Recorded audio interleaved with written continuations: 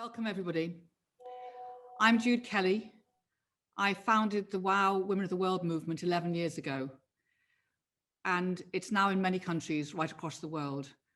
All the speakers who have joined us tonight have contributed to us gaining knowledge about the lives of girls, women, trans and non-binary in a way that has allowed us to constantly speak about our intersectional stories and fight for gender justice. We're a long way off, but undoubtedly we have all seen progress in our lifetime, but we've also seen setbacks. This month, the digital festivals have been right around the world, including Thinkings in Taiwan, Western Australia. We've had Thinkings and festivals in Nepal, New York, Bangladesh, Pakistan, Istanbul. We are a charity, but because we've been online for these 3 weeks, the urgency of what happens inside a live festival when a kind of explosion happens of outrage and grief, as has just happened amongst us all. We weren't able to speak about that live and together. And so for that reason, the whole WOW team felt that we would like to come together with all the partners who are speaking tonight and say there is an urgent need to carry on thinking what kind of scale and texture of coalition is needed in order to keep moving forward to the front of the queue, the argument and the debate and the determination for change around violence against women. There's nearly 1,000 people on this call, and thank you for making it here tonight.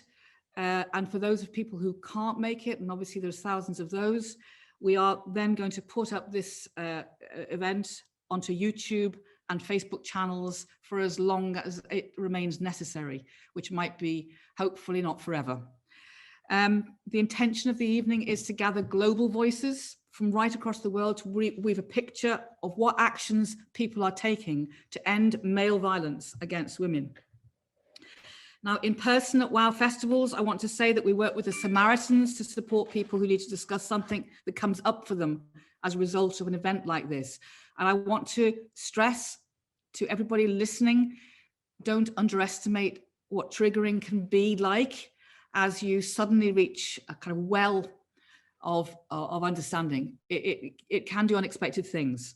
If you need support, the Samaritans are open day and night, and you can call them for free. I'm just going to say this on a few times during the calls on 116 123 or email the Samaritans. We'll post this in the chat, joe@samaritans.org. We've asked all the speakers to keep it short tonight. The purpose is that for you, the listeners, that you get a sense of this set of interweaving fabrics and actions and coalitions and voices for change, and get a sense of how, not only how you can be an activist if you're not one, but also how we together can go further and strengthen our arms. So there are not many institutions who are not here tonight. You know, we don't have representatives of most of the religious institutions, and misogyny goes into all territories and all landscapes. If you have patriarchy, you have misogyny. That's a given. And we don't seem to be able to own that word as strongly as I believe we should. And that's something that we'll also discuss tonight. I want to thank straight away our BSL interpreters and our captioners. I think you will be able to see them on screen. WIYAALA, Thomas and Tracy Tyre from Performance Interpreting will be doing it, and our captioners are Tara Mayer and KD Ryder. We will take questions from you in as much as you can post things into the chat. We won't be kind of going, oh, and so then tell us, Tracy, we've had a question from Tara in Brighton. We won't be doing that. Your questions will be fed into the speakers as we go through the 2.5 hours, and they may be able to reference them. But the point of your chat and your contributions into the chat room is that we are keeping this as a document of all the things that people want to raise, and then we will work out how to, if you like, address those issues in the next coming weeks. This session is live, but as I say, it's going to be uploaded subsequently. I'd like to thank the WOW team for making this possible, because we were kind of just about to have our closing drinks this afternoon when we did our plumbing workshop. And actually we suddenly decided this time last week that we had to do this. And thank you to all the speakers for just like getting out of bed in one part of the world or another and making this possible. So let me start straight away. It is absolutely critical that although this gushing forward of emotion started in this country, again, because of the death of Sarah Everard, it not only highlighted the fact that we did not have that same gush of emotion when Nicole, Smallman and Bibaa were murdered, but that we weren't noticing the fact that there have been many, many deaths in many, many definitely extreme circumstances, ongoing and ongoing. But when you light a touch paper, as this death did, we must use it, and we must use it well. But this evening is not about that death, terrible as it was. It's about the whole fabric of violence against women. And so I'm going to straight away go to our first speaker. All of the speakers today, men and women, have been deeply involved in trying to make change happen. The most recent thing that happened disappointingly in a landscape of activism is that no change of legal substance was made in the Crown Prosecution Service's policy around rape prosecution, despite 60% fall in rape prosecutions over the last 4 years, which is a record low. And that's one of the things that I know ANDREA Simon, who's the director of End Violence Against Women Coalition UK, is going to talk about. So ANDREA Simon, over to you. Thank you. Thank you, Jude. Thank you for having me. It's a real privilege to be joining all the fantastic voices this evening and to be really focused on the demands for change and action. At the End Violence Against Women Coalition, we're campaigners, and we're very clear that violence against women and girls is not inevitable. But to end it, we need a number of things. We need action at a state level, which goes beyond just a criminal justice response. We need a societal shift away from attitudes that tolerate and make excuses for men's violence against women. And we need to stop talking about how women can keep themselves safe and focus on the perpetrators of violence and abuse. And we need to build an intersectional women's equality movement that leaves no woman behind and sees its core business as fighting all structural inequalities. We're not just dealing with institutional sexism, misogyny, patriarchy, we're dealing with institutional racism, deep discrimination on many levels, and denial of many lived experiences. And we are having a national conversation following the tragic murder of Sarah Everard. And we all share that grief and that outrage, but it saddens me when we think about the tragic circumstances of other victims, Black and minority ethnic women, such as Blessing Olusogun or Bibaa Henry, or Nicole Smallman, and Jude has said it, we see that many, many other cases of women who've had their lives taken haven't provoked the same amount of tension and soul searching, and we do need to look at why. But some of the things that we're taking action on right now to bring accountability for male violence against women is by trying to hold criminal justice agencies accountable for a wholesale failure to prosecute rape. And when women come forward to the police, as they do, in their thousands every year, they should have an expectation of justice. So what we did is mount a legal challenge with our lawyers, the Centre for Women's Justice, who you will be hearing from this evening as well, because we believe that the Crown Prosecution Service had changed its approach in charging in rape cases.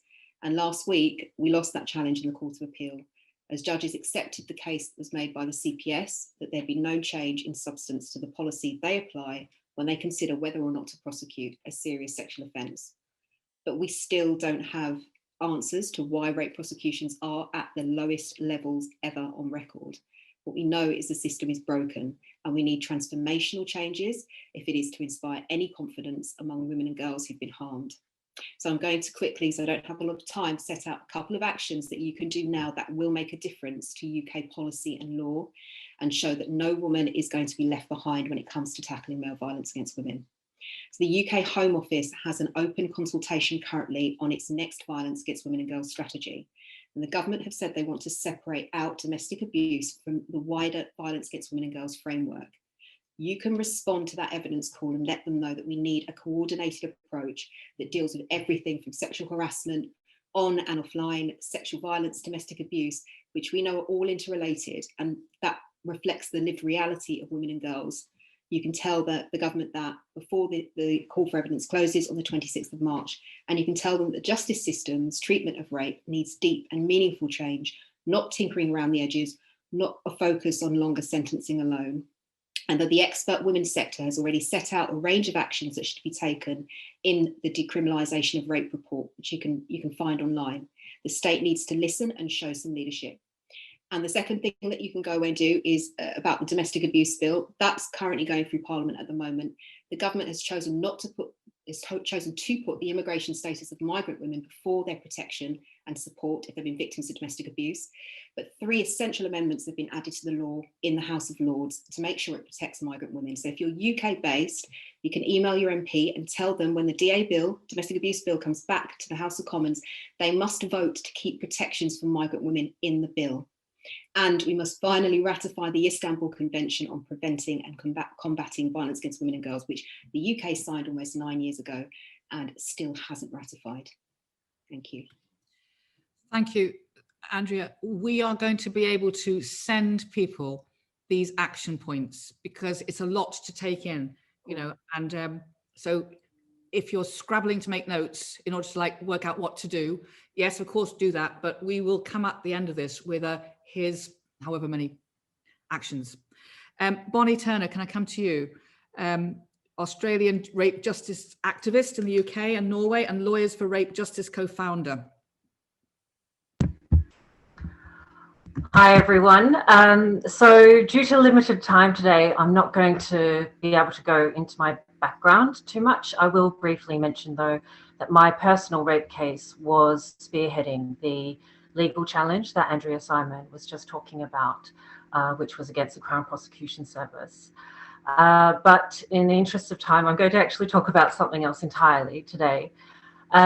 Firstly, I was just really pleased to see that this event has named the problem, male violence, and it's not used the passive voice of violence against women and girls.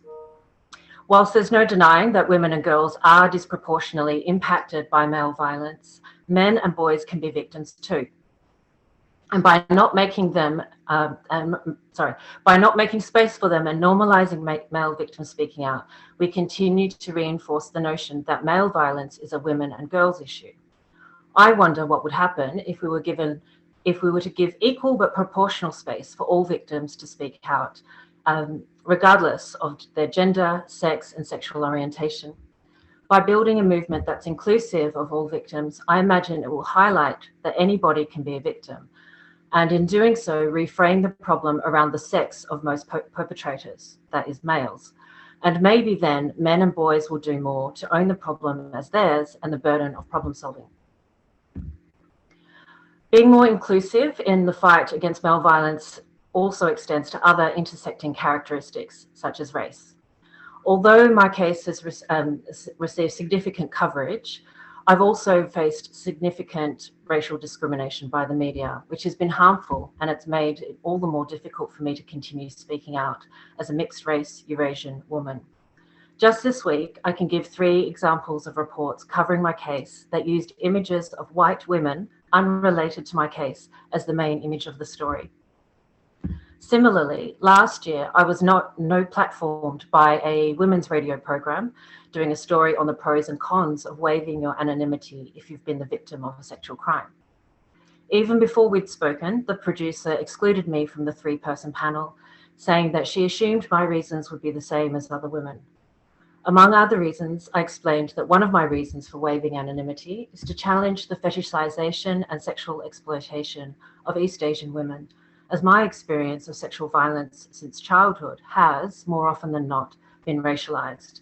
And I don't think it's unrelated to the fact that the most watched category on Pornhub globally is Japanese. In spite of my explanation, the producer told me we're still going to say no, as we're trying to find a really broad range of reasons for waiving anonymity, and your perspective is too similar to other women's for this purpose. As you can imagine, I felt incredibly marginalized, especially upon hearing that there were no people of color on the panel chosen. What I'm calling for should be obvious, but I'll spell it out anyway. In the fight against male violence, the voices of minoritized people need to be heard. Our faces need to be seen. No matter your role in the movement, if you find yourself in a space where there's a lack of diversity, say something, do something, even if it means giving up your place and boycotting the platform. Finally, because it's a Sunday, and on a far more whimsical and yet practical note, and at the risk of being accused of animal cruelty, I think we can all be taught about consent from early childhood with cats. I know it's quite out there, but anyway. We all know that cats can't be forced or coerced into doing anything against their will. Cats can teach us about earning trust and to be observant and respectful of body language so that we don't overstep their boundaries. Imagine if everyone were taught to earn the trust and affection of cats, and how much easier it would be to transfer those learned behaviours into consensual interactions with other people. Thank you.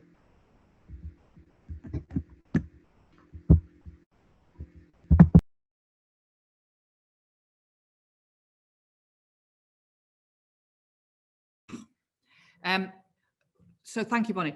Can I just say that this issue of unlearning and learning is a key thing in order to create intersectional feminism. We must unlearn ideas, and then we must also do more of the emotional labor for each other and not expect a minority voice to remain in a minority space doing all that work. We have to self-educate in order to do what Andrea is saying, which is like be truly intersectional. That's the only way we'll have solidarity. I'm going to go to Julia Gillard, former Prime Minister of Australia and chair of the Global Institute for Women's Leadership at King's College London, and a very fervent, outspoken person around violence. Thank you, Jude, and thank you to you and the amazing WOW team for bringing us all together so quickly for this discussion. What I mainly wanted to add to this discussion is a perspective from Australia, because there too, there is an outpouring of frustration, anger and demands for change. On Monday, 110,000 women in 42 locations across Australia took to the streets in what was called a March for Justice. That came about because earlier this year, a young woman called Brittany Higgins came forward and explained that she was raped in Parliament House when she was working there as a young staffer, a ministerial staffer. She was raped by another ministerial staffer, and the government at the time responded to that as a political problem rather than responding to her with full honesty, empathy, respect. At the same time that her case came to the attention of the nation, it also galvanised the nation when an historic rape allegation came to public attention against the Attorney General, that is the politician who is the chief law officer of our country.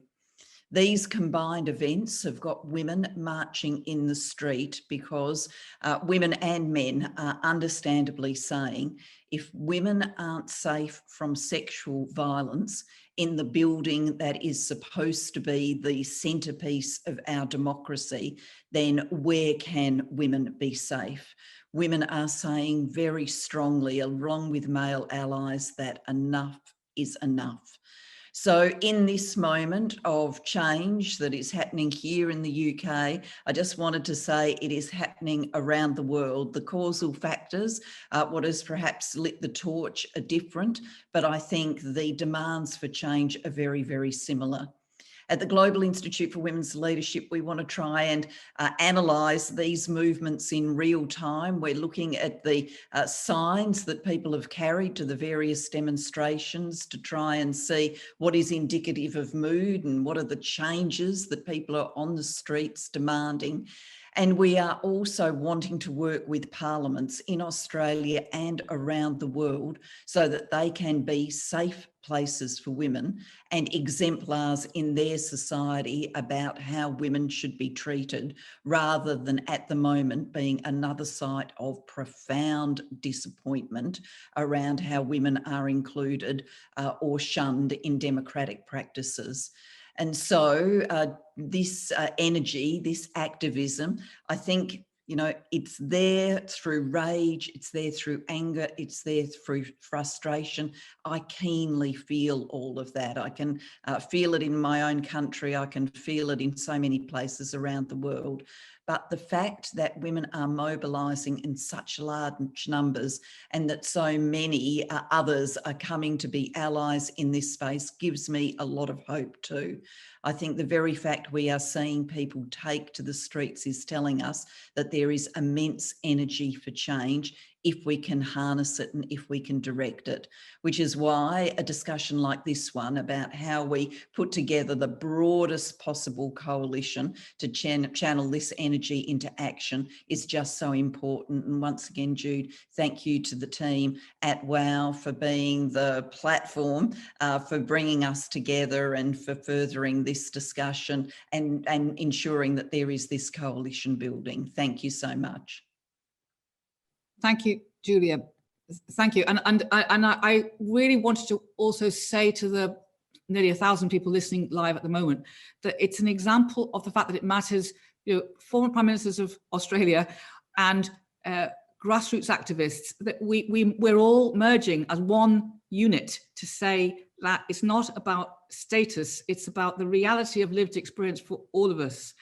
And it's that we have to capture. Can I just thank Omoyele, who's taken over from Tracy, and to say that the BSL interpreters and the captioners tonight are just doing the most amazing job. It's a long, long marathon, so thank you. Can I now go to Gary Barker, who's the founder and CEO of Promundo, which is a leader in engaging men and boys in promoting gender equality and preventing violence. Gary, over to you. Thanks, Jude, for organizing this. And I think all of you know what's been happening in the US in the past week with the murder of 8 individuals in Atlanta, of whom 6 were women of Asian American descent. And while we certainly see the aspect of racism front and center, we also see misogyny front and center in those brutal murders. We have been working more than 20 years to look at what does prevention look like? How can we go upstream to engage boys and men so this violence doesn't happen? We've been doing consent and healthy masculinity education in schools in several countries, trying to get schools to be politically brave enough to make it part of the curriculum. We've been working in some countries to do parent training and particularly father training to include gender-based violence as part of that.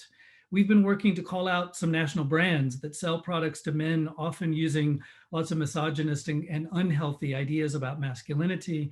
And we've been doing work with governments to try to say, you can't just do the one-off campaign. What does it look like to make this part of your legal systems? In the previous administration that was suing the Trump administration to bring funds back to sexual violence prevention. In this administration, it's been saying we have a new gender policy council created by the Biden-Harris administration and saying we need a strategy to think deliberately about how we engage men as part of that work. As we look at the landscape at the moment, I'm always thrilled when there's a few men going to key marches, key events around the need to end violence against women, but it's not nearly enough men. I think too often it's easy for men to hide behind the excuse of, well, I'm not one of those 1 in 3 men who uses violence against women. I'm not one of the 30,000 men who murders a female partner every year around the world. I'm not one of those, so what does this have to do with me? We've not done nearly enough to both call men out. I think we need to work with men to feel a sense of discomfort of what it means to talk about these issues. It is not easy.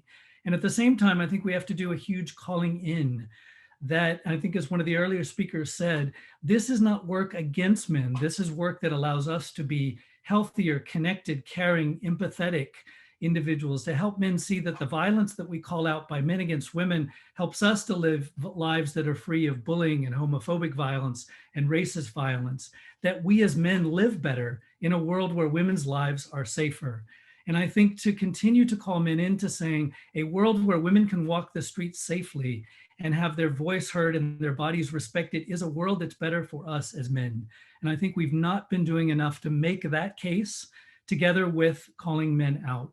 Some very concrete things I think we need to do when it comes to the work with men and boys. It's too often been a one-off campaign, a few men in the room kind of coming in to say, great, there's a man who's in favor of this.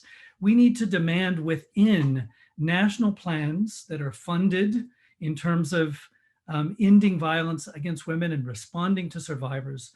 We need to include deliberate evidence-based approaches taken to scale for engaging men as part of those. And I would say the other piece that we need is starting much earlier, starting with talking with our sons at age 4 and 5, with all the talk that we're doing to empower our girls, and we must continue that. We also need to think about how do we bring our sons up in a world that says healthy, nonviolent, caring, empathetic masculinity is what you need to be in favor of.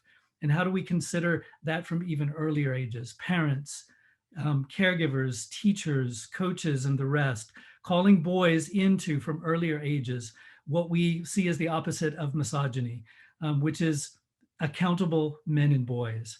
I'll share our website. There's a lot of tools and programs there, but I really want to say, I think the need to start earlier on this so that our boys come into a world that says, we know violence against women is not okay. I'm part of the change. I want to see more boys seeing that as a life cause that they want to make part of who they are. Thanks very much. Thanks, Gary.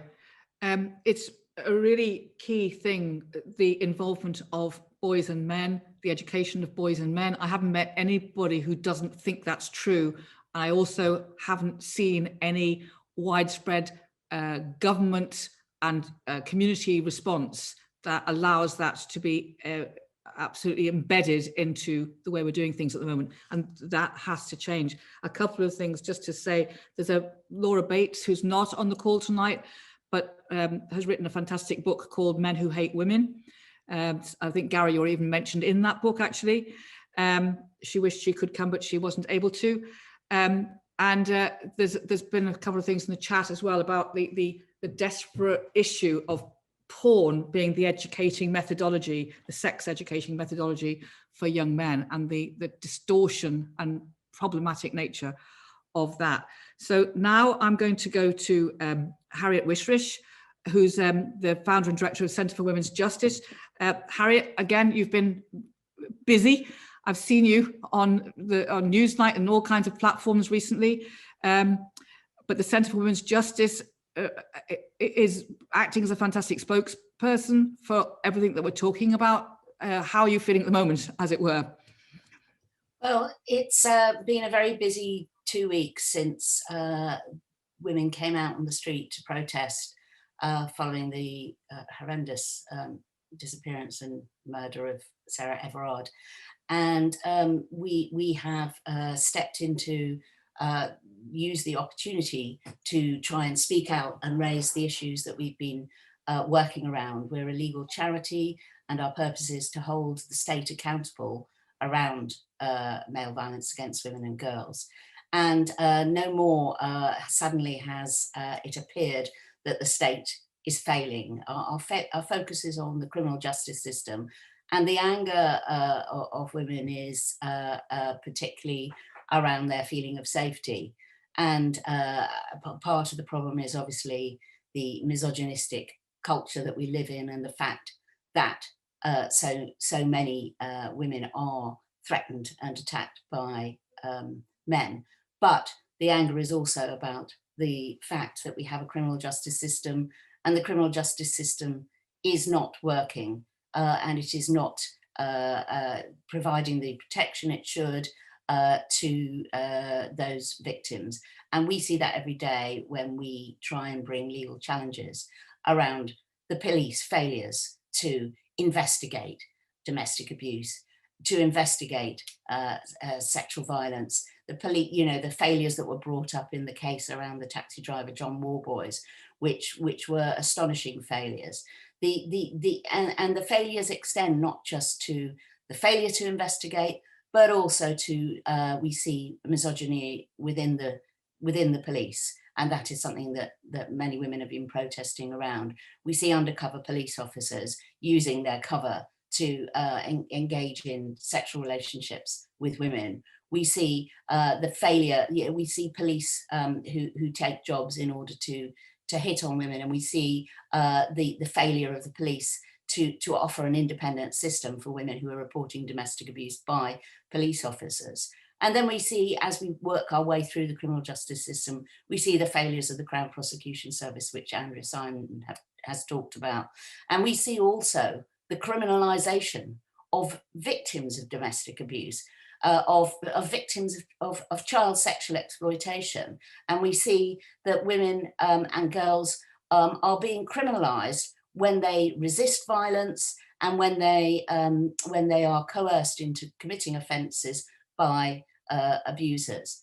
And we see the courts, and we see the judges, and we see the judges who showed such contempt for the evidence that we had spent 2 years working with the End Violence Against Women to put together to show how the CPS had failed. And we see that the judges in court cases which are being reported every day now are not, kind of punishing or reflecting the seriousness of the offence when a police officer attacks a woman in a street and he's given a second chance. When a man strangles a woman to death because he's depressed under COVID and gets a derisory 5-year sentence. And we see the anger and the contrast in the way that women who resist violence are treated by the courts and punished most severely. We then see, after the small number of cases which do result in cases going to court, and we see the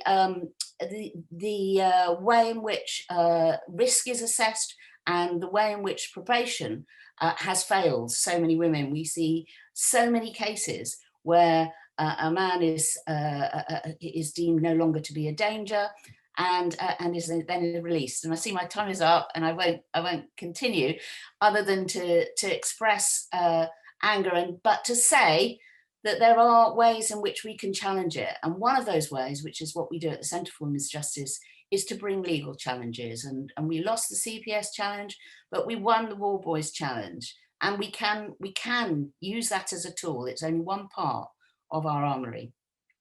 That's it. Yeah, Harriet, I think that you are a beacon, and all of your work is a beacon of optimism, because you have become such experts in tackling such an unjust system.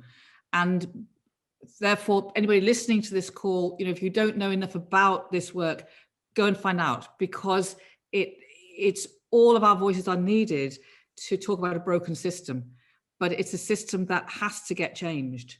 So thank you. Just for information, there were 594 complaints against Met employees, Met officers, employees, Metropolitan Police between 2012 and 2018, and 119 were upheld. And that tells you something about the culture within the police. Lots of things to say about that, of course. We're going to now, with great gratitude, go to WIYAALA, who is a singer, songwriter and performer, an activist and ambassador for UNICEF in Ghana.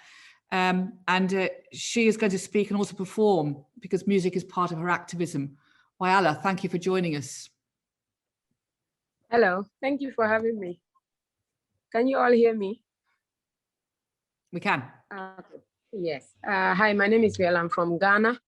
I'm a Sisala. I'm a musician, and I sing Sisali well in English. And for me, I'm from a small village where I've seen few activities when it comes to, I wouldn't say few activities, a lot of activities when it comes to violence against women.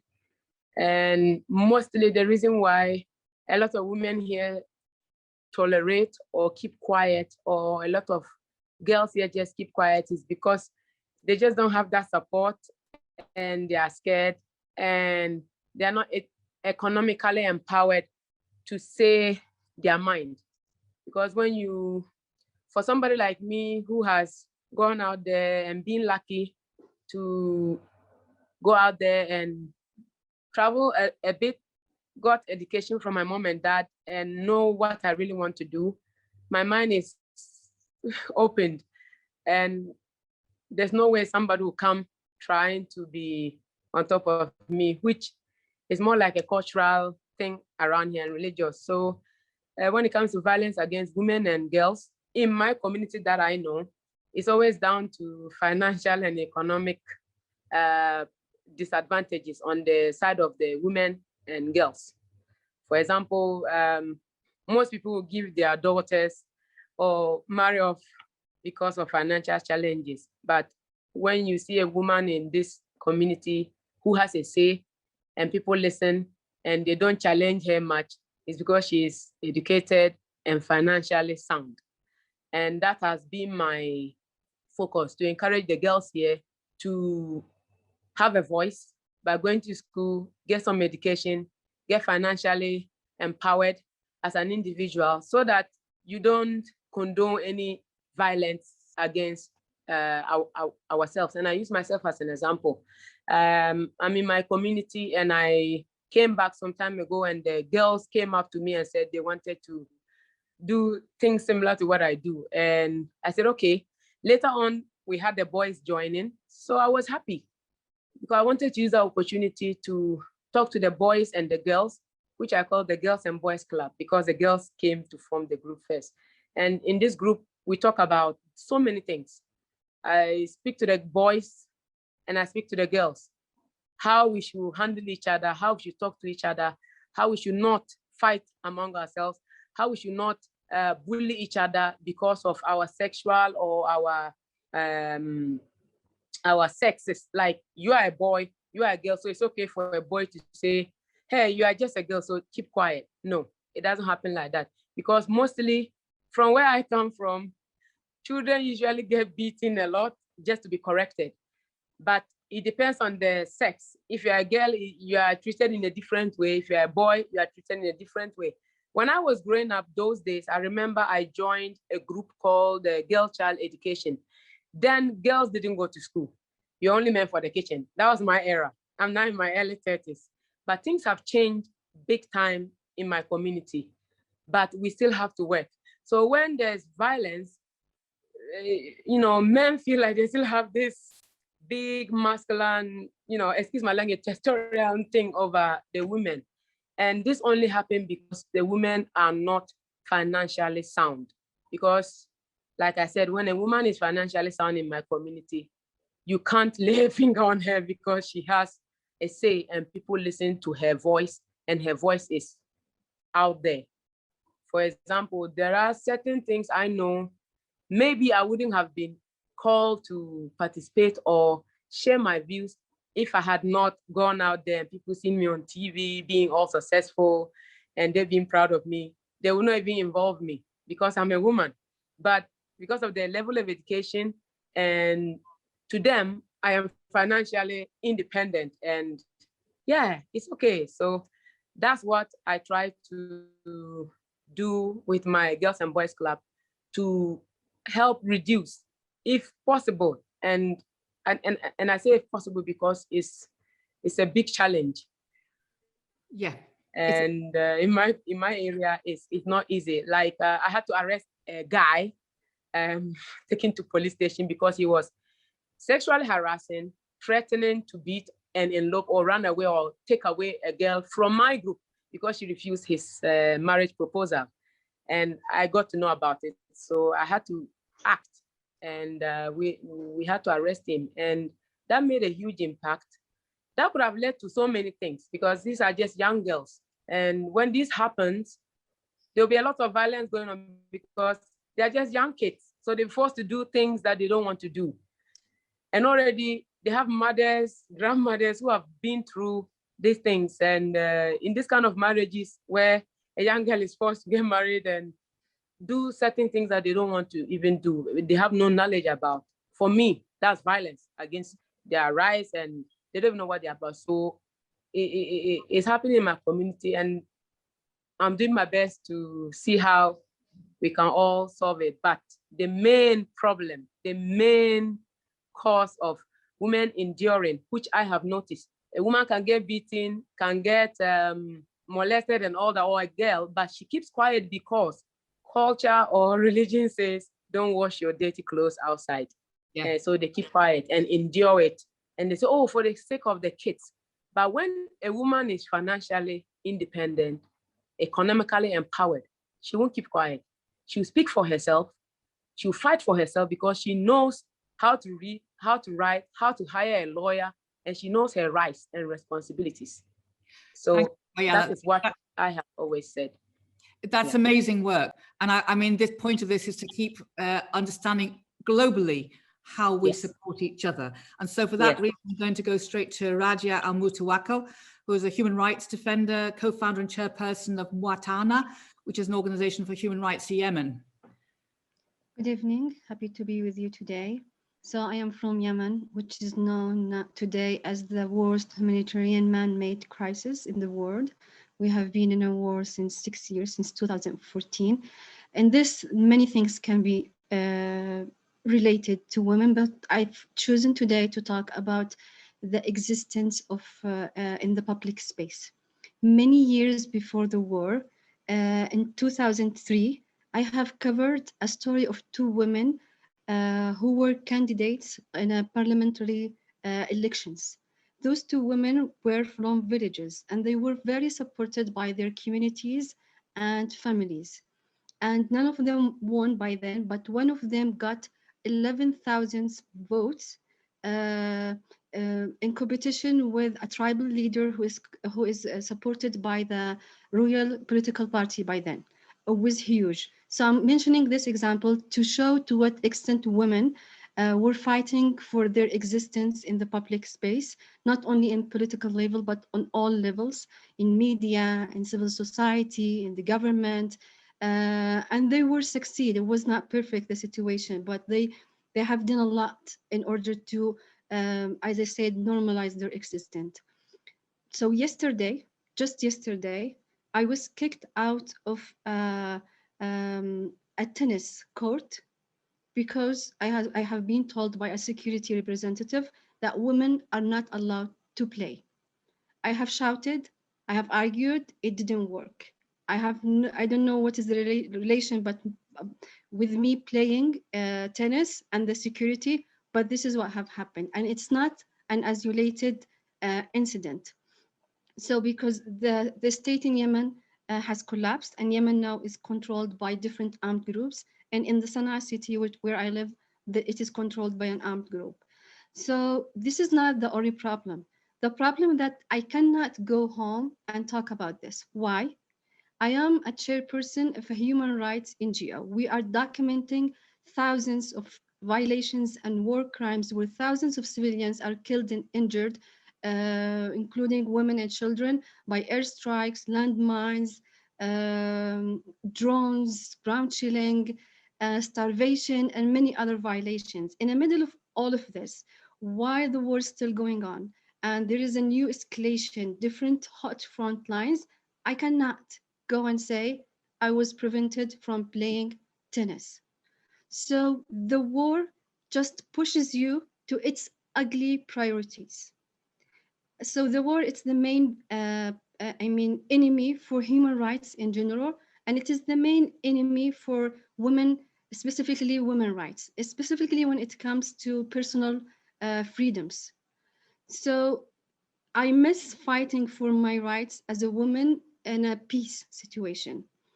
If we are calling today for actions, I want the war to stop in order to, again, not asking for my very basic rights to be alive, but to start fighting what we have been used fighting for, to have our space and to have equality with men.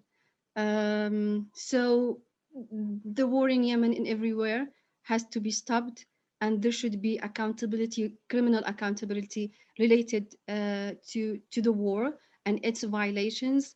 And this is a huge battle in order to make the situation of women much better. Mm-hmm. Thank you.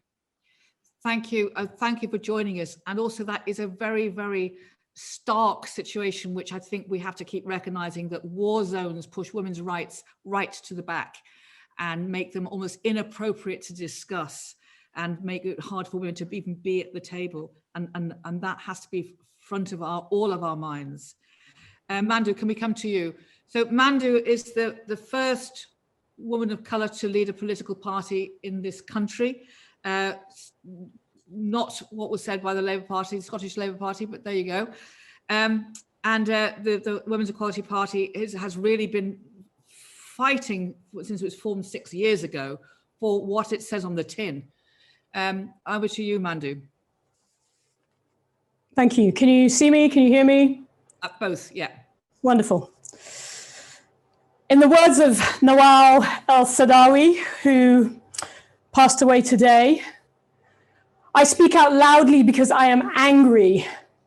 I am full of rage and sorrow, and I'm full of rage and sorrow for all the women who have died at the hands of violent men, for all the women who have died and no one noticed, for the women who nearly died, and for the women who will die unless this moment translates into real momentum, into a movement.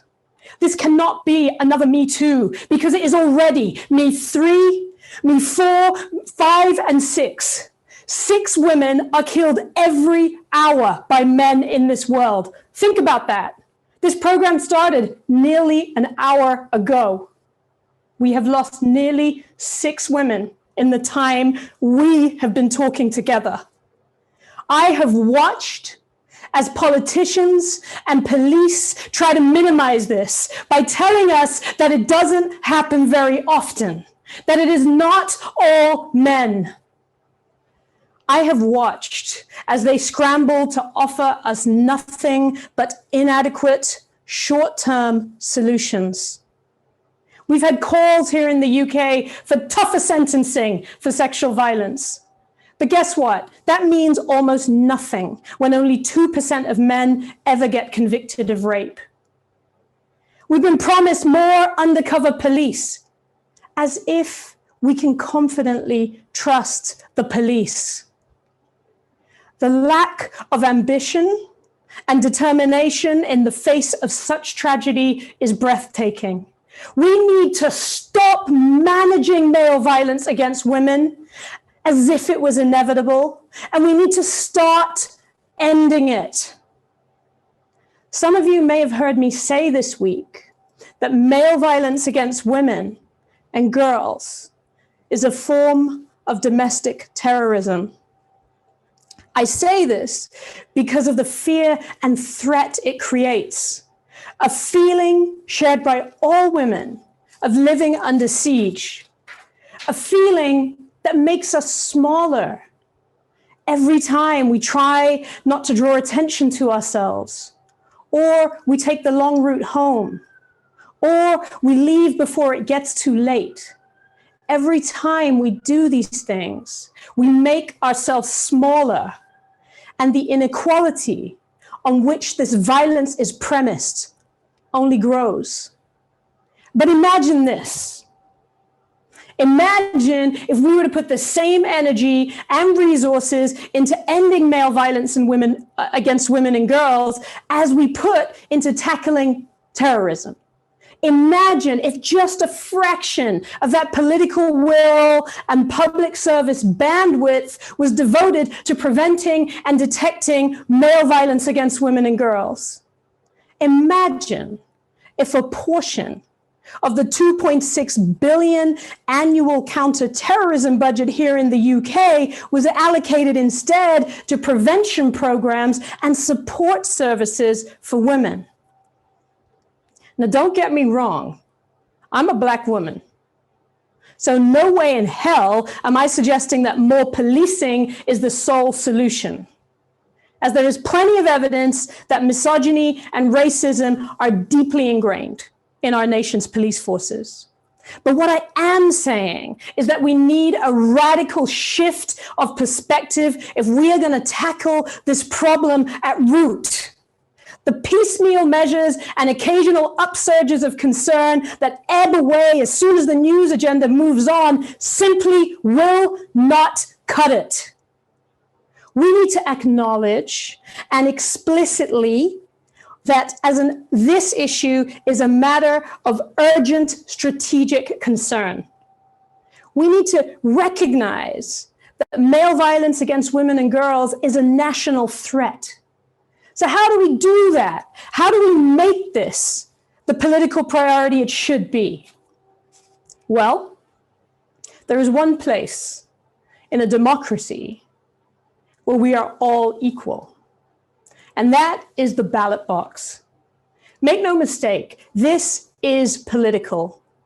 This is not, however, a party political broadcast from my party, the Women's Equality Party. But what I am saying to you all is that wherever you are, that when elections come around, gather women together, strategize, organize, and mobilize. Make your demands and expectations clear to any politician asking for your vote. And only ever give your votes to a candidate who has a satisfactory answer to the question, what will you do to end male violence against women and girls? And you know what one of the beautiful things about this is that men, many of whom have been clamoring to find ways to be useful allies, they can do this with us. That is one way that we can ensure that this moment translates into real momentum, into a movement. Thank you so much. Thank you, Mandu. Thank you so much. And that issue of we have a democracy, let's absolutely use it, force it to be used. Jane, Faye, I'm coming back. Welcoming me to this awesome gathering. I'd love to be talking tonight about what works in the face of male violence, and sadly I have little that's positive and much that's distressing and of concern. As a trans woman, I belong to a community that's currently in the eye of a double storm. On the one hand, it's never been more dangerous time to be trans in the UK or worldwide, and that's even more the case if you're a trans person of colour.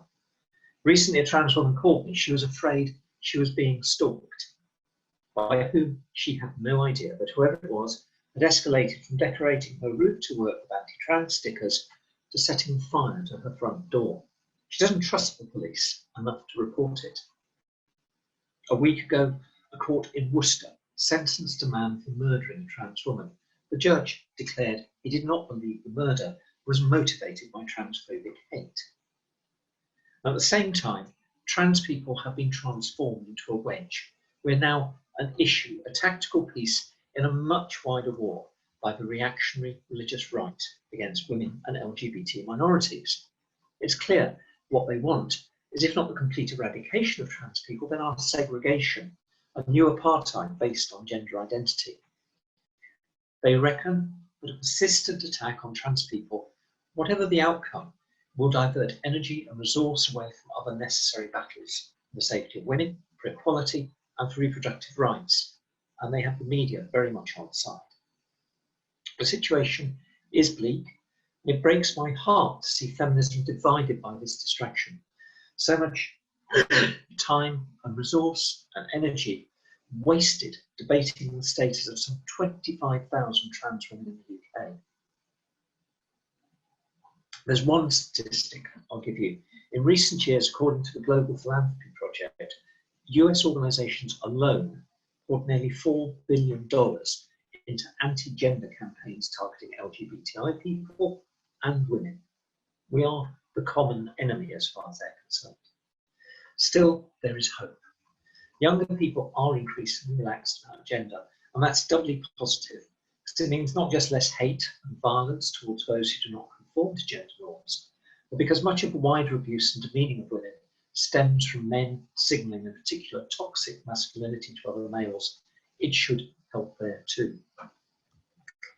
Education won't end violence this year, but longer term, youth media from CBeebies to Teen Vogue is doing a good job.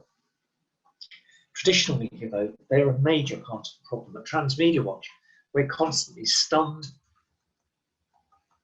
by the intellectual paucity of what the old print papers print. But they're the ones setting the framework for how policy is set. And this framework contributes directly to violence. It depicts trans people as a threat, and more widely, it centres violence against women in the feelings and the narrative of the perpetrators. There's not much positive here. We can talk with journalists to develop understanding and empathy, but we can only do so much when faced by the intransigence of hostile newspaper owners. Solidarity is the way forward, or as my bio puts it, in tribute to Italian protest movements, facciamo rete, let us build networks. Solidarity and networks between trans and cis women, LGBT and straight, and with other minorities. Together we're stronger, which is why the haters seek always to divide us. We all need to get involved. We need to be more than armchair warriors, as Reclaim These Streets attempted last week, as the women of Poland and Italy have done too recently. We know that patriarchy is afraid when we do that. You only have to look at Priti Patel's anti-protest bill, or just support one another. We're talking here about individual cases and stories, but we mustn't lose the big picture. Much of this is driven by the way the media sets the tone, the agenda, and this is where Transmedia Watch have experience to offer and to bring. As austerity bites further, we see a growing pushback towards tradition, towards gender normativity, towards a preference that women and minorities be seen and not heard, our safety subject to the goodwill of those in charge, of men and media owners. In the end though, if we hold together, if we stay solid, if we refuse to be divided, and if we have the courage to come out from behind our screens and make ourselves heard, in the end, we will win. Thank you, Jane. I should say that because we work all across the world, there are so many examples of trans women's voices needing to come to this space, and the general sense that this area is under-discussed, but absolutely critical. So that's something, again, when I talk about learning and unlearning as a community, that we need to understand together. Can I just say that the BSL interpreters are swapping over again at this point, and Tracy is taking over from Om.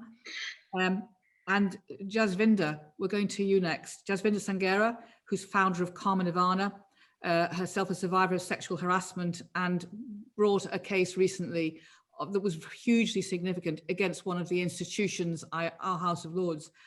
Jasvinder, can we come to you? Yes, thank you. Thank you, Jude. I want to share how I broke the silences of a culture that sees women as second-class citizens from birth. My family were from rural Punjab in India. My parents were Sikh, but I was born in Britain. I was raised in this country. And I was outspoken within my family from the age of 14, saying no to a marriage that was being arranged for me. I ran away from home. I was outspoken, and I've been outspoken ever since in establishing the charity that is Karma Nirvana. However, when I was sexually harassed by a senior peer in the House of Lords, I maintained my silence for 12 years. It took me 12 years to speak out against that abuse, because this was about an imbalance of power. This was about not being believed for me. But when I finally did speak out, all the usual tropes did come out. You know, she's an empowered woman, she's a strong woman, why hasn't she spoken sooner? You know, a delay in reporting is not a reason not to be believed. For me, this insidious stereotyping is why many don't report sooner, actually. For me, this complaint was about all of us as women and men, I will say. This is about how our working lives, our professional lives, our everyday lives, our interactions can be blighted by sexual harassment. And it was important to speak out. However, I want you to understand that for somebody who is outspoken, it was incredibly difficult. It was difficult because I was being negated. It was difficult because I, all of a sudden, and even the commissioner for the House of Lords, you know, a powerful, strong woman as a lawyer, was being negated as well. You know, your investigation wasn't fair. You know, you're not being fair in terms of process. A process, incidentally, which they adopted as the House of Lords, all of a sudden wasn't justified. So I almost felt as if within that process, I was being doubly traumatized all over again. In fact, I felt like I was not engaged in a way whereby my voice was being taken as seriously, because this was a powerful man that everybody knew and he had a wonderful reputation. What happened to my reputation?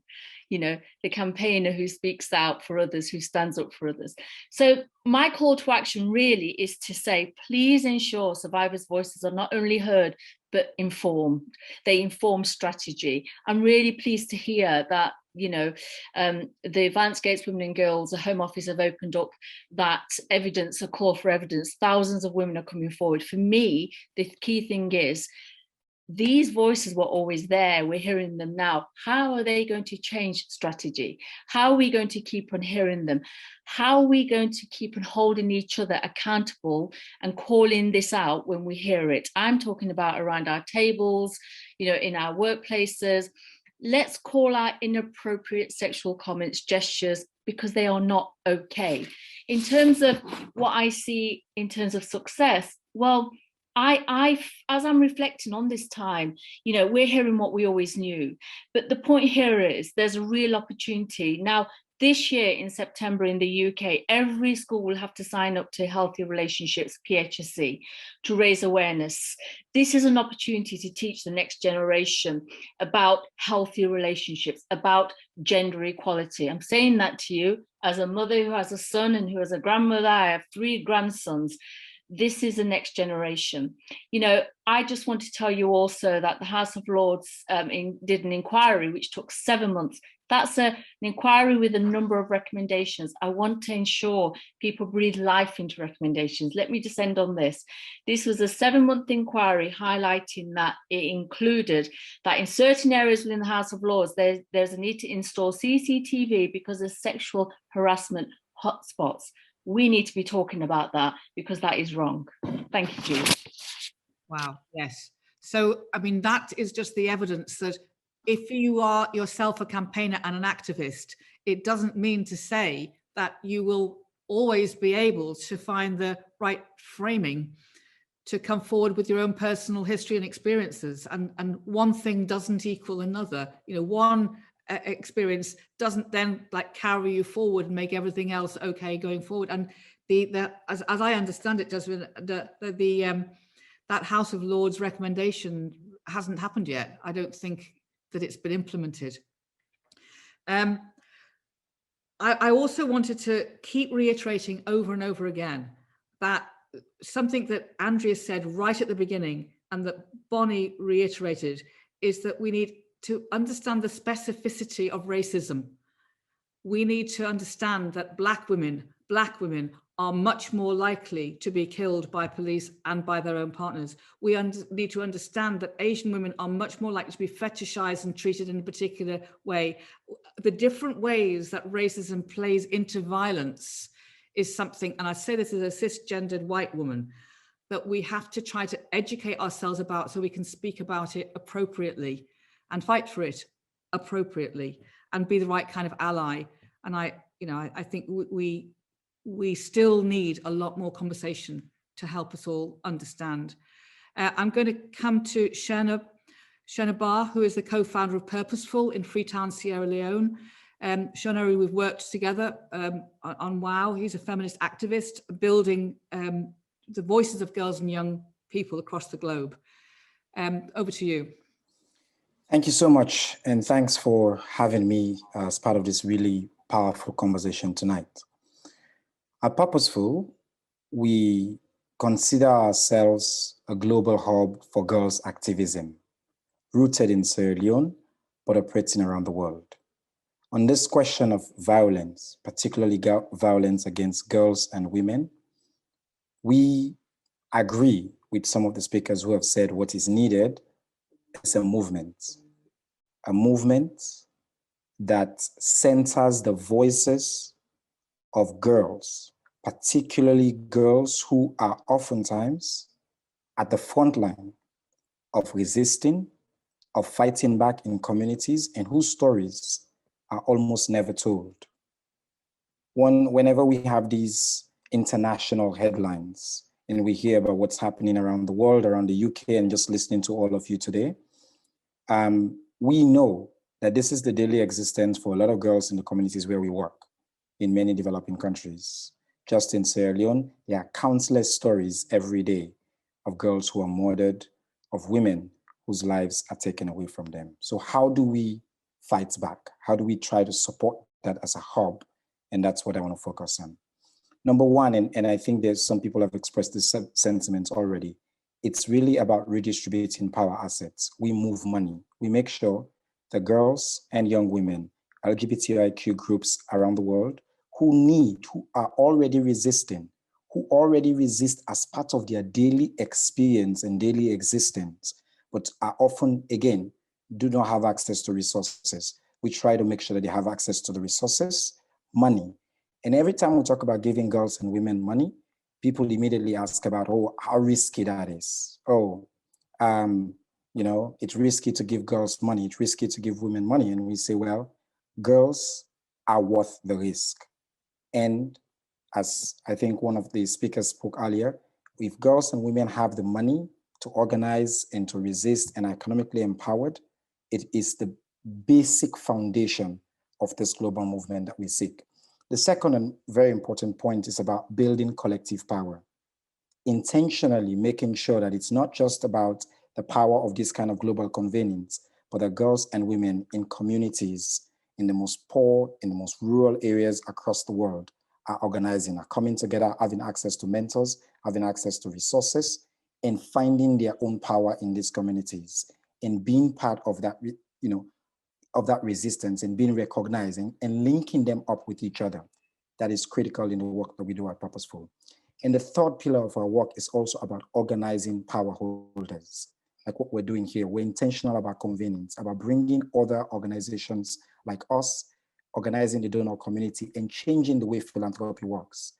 Too often it's been said that, you know, we do not give money to girls, we do not give money to women, we do not give money to these groups that are unregistered, that have no interest in registering in the first place. And finally, it's about transforming power, fighting back against misogynistic policies, programs, institutions in communities, and leveraging this organizing that's taking place in the most remote communities around the world, and leveraging all of that to push back against these policies. In Sierra Leone, we fought back against the ban on pregnant girls in school and try to change policies and laws, for example, that made basically impunity the law of the land in Sierra Leone for rape or, offenses. Even though we continue to see progress, it's not enough because we still hear the stories you've all been telling. I will say to you, multiply those by 1,000 times. That's the experience of the girls and young women we work with in our communities. So I thank you for this work that you're doing and thank you for involving us. And I invite all of us to join hands and continue to push for a radical movement building agenda inspired by what we've seen in the civil rights campaign and the successes that civil rights movements have had around the world. Thank you for having me. Thank you, Chino. And this issue of girls, I think, is very, very critical. I want to mention two things. Sarah, who created the Everyone's Invited website and movement, really, to highlight the sexual harassment and trauma that girls are experiencing in all kinds of, you know, schools at all kinds of levels.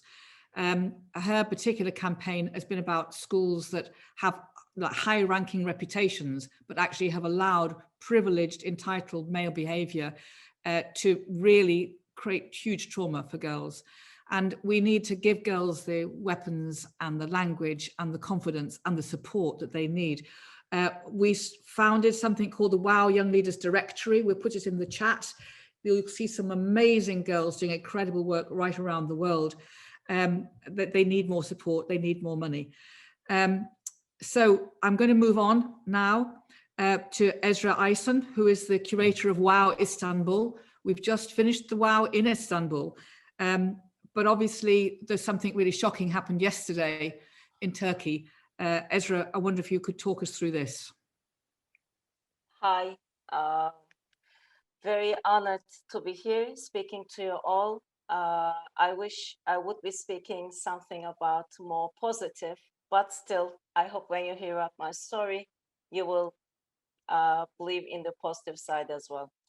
So growing up in 80s, living in Istanbul, I believe women's rights had been almost achieved in my homeland, thanks to the legacy of our Ottoman suffragettes, our founding grandmothers. We were secured with strong women NGOs. Women killings were happening only in rural areas as honor killings. That's what we called it. We had kind of normalized sexual harassment on the streets or public transportation and were raised to be vigilant. After all, we were living in a developing country that was still trying to implement modernity. My midlife unfortunately proved me wrong, as well as witnessing the global Me Too and Black Lives Matter movements. Our revealed reality with the social media showed that women of all ages, despite their backgrounds or locations, were being killed relentlessly, mostly by someone they called family. The much talked global Black and White Challenge last year started actually in Turkey, following the brutal killing of a young woman, Pınar Gültekin, showing in another way how a life lost initiated an amazing spur of solidarity among the women of the world. And yesterday, we woke up to a Saturday morning to be informed that Turkey's president had issued a decree annulling Turkey's ratification of the Istanbul Convention. Council of Europe's action against violence against women and domestic violence. This is the first international treaty to set legally binding standards to prevent gender-based violence covering a total of 34 countries. Turkey was the first to ratify in 2011 and first to pull out 10 years after. The lobbying of withdrawal of Turkey had been actually going on for years on the grounds that the convention encourages divorce by supporting women to join the labor force, denying their motherhood, or promoting immoral lifestyles with acknowledgement of partnership of the unmarried and the existence of the LGBT, which appears to be the most scariest. We know that there are many countries who still did not sign or ratify. We are not in this alone. We hear many other governments claim that their local and national laws will protect women better than these international treaties, that definitions of sexual orientation and gender identity are not right, that emancipation of women will disrupt the traditional values. They mean the patriarchy. Yesterday, also, women NGOs called for all to join protests countrywide. Many women and men came together, despite the police barricade surrounding them, to show their outrage and refusal to accept this decision. The coalition of 300 different NGOs unified a few years ago to support the Istanbul Convention announced their work is not over. Another coalition, We Will Stop Femicide platform, keeps growing by many lawyers, activists, volunteers, supporting all those in need where the judicial system unfortunately fails. Despite the claims of the bureaucrats that the Turkish society wants to hang on to its traditional values, the research and surveys proves otherwise. 90% of our society is against marriages before age of 18. Only 35% knows what the Istanbul Convention really means, but 84% of those that know are in favor. We are blessed with a young population who cares to live in peace and harmony. Just a few weeks back, with the first edition of WOW Istanbul on the digital, we did succeed to bring around 100 women from Turkey and UK who define themselves as feminist Muslims, Armenians, Kurds, Turks, seculars, queer, abled, disabled, artists, activists. Young and ageless women discussed and performed for a gender equal society. We had up to 1 million views from all over the country. WOW Istanbul has simply become our call to action. Two women to be together and listen to and show the patience to understand those they hadn't heard before. Turkey's constitution says still that international agreements have the force of law. So what happens with this annulment will be a milestone. It's no coincidence that women and all of the LGBT are put on the spot everywhere as all the civil rights activists and politicians who still struggle for equality and democracy. I now believe that uniting of women will emancipate all civil society from all kinds of oppression. We have hope as we are together as women of the world, and we are not definitely alone. Thank you. Thank you, Ezra. And thank you for, if you like, putting that positive spin on it. But I know how devastating it is to wake up and find that your government has done something that is absolutely like ripping out the rights that you thought you had.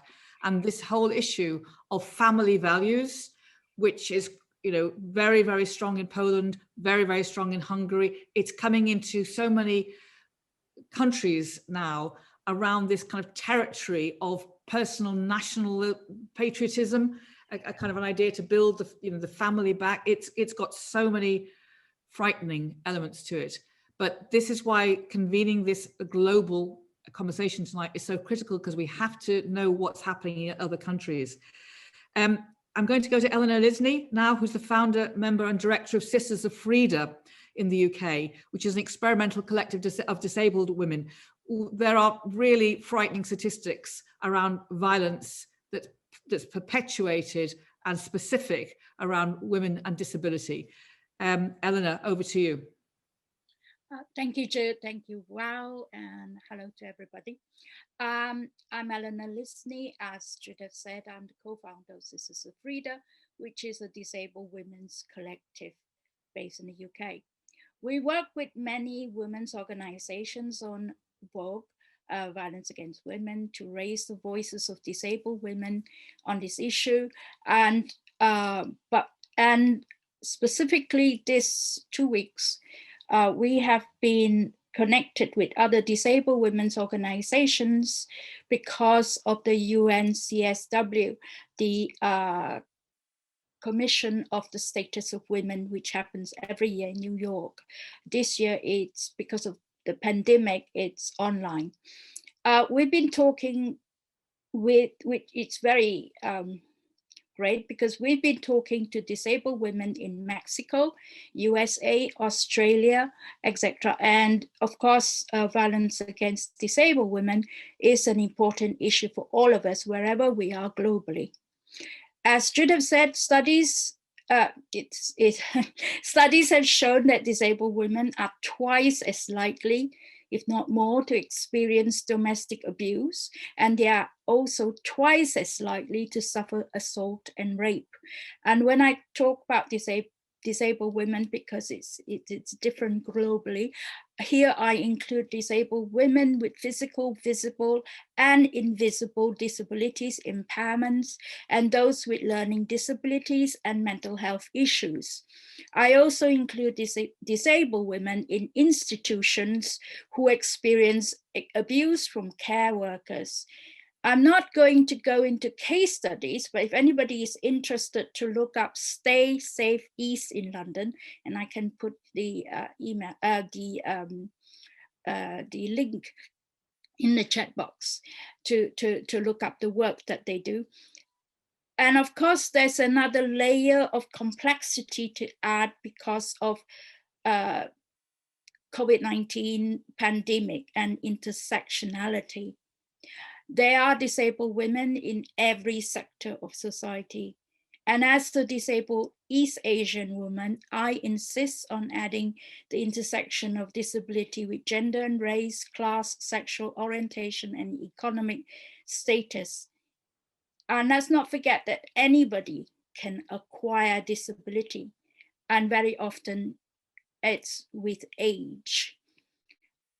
Abuse of disabled women includes withdrawal of support for daily activities or necessities, such as food or toileting, or the wrong dosage of medication equipment, which can be fatal.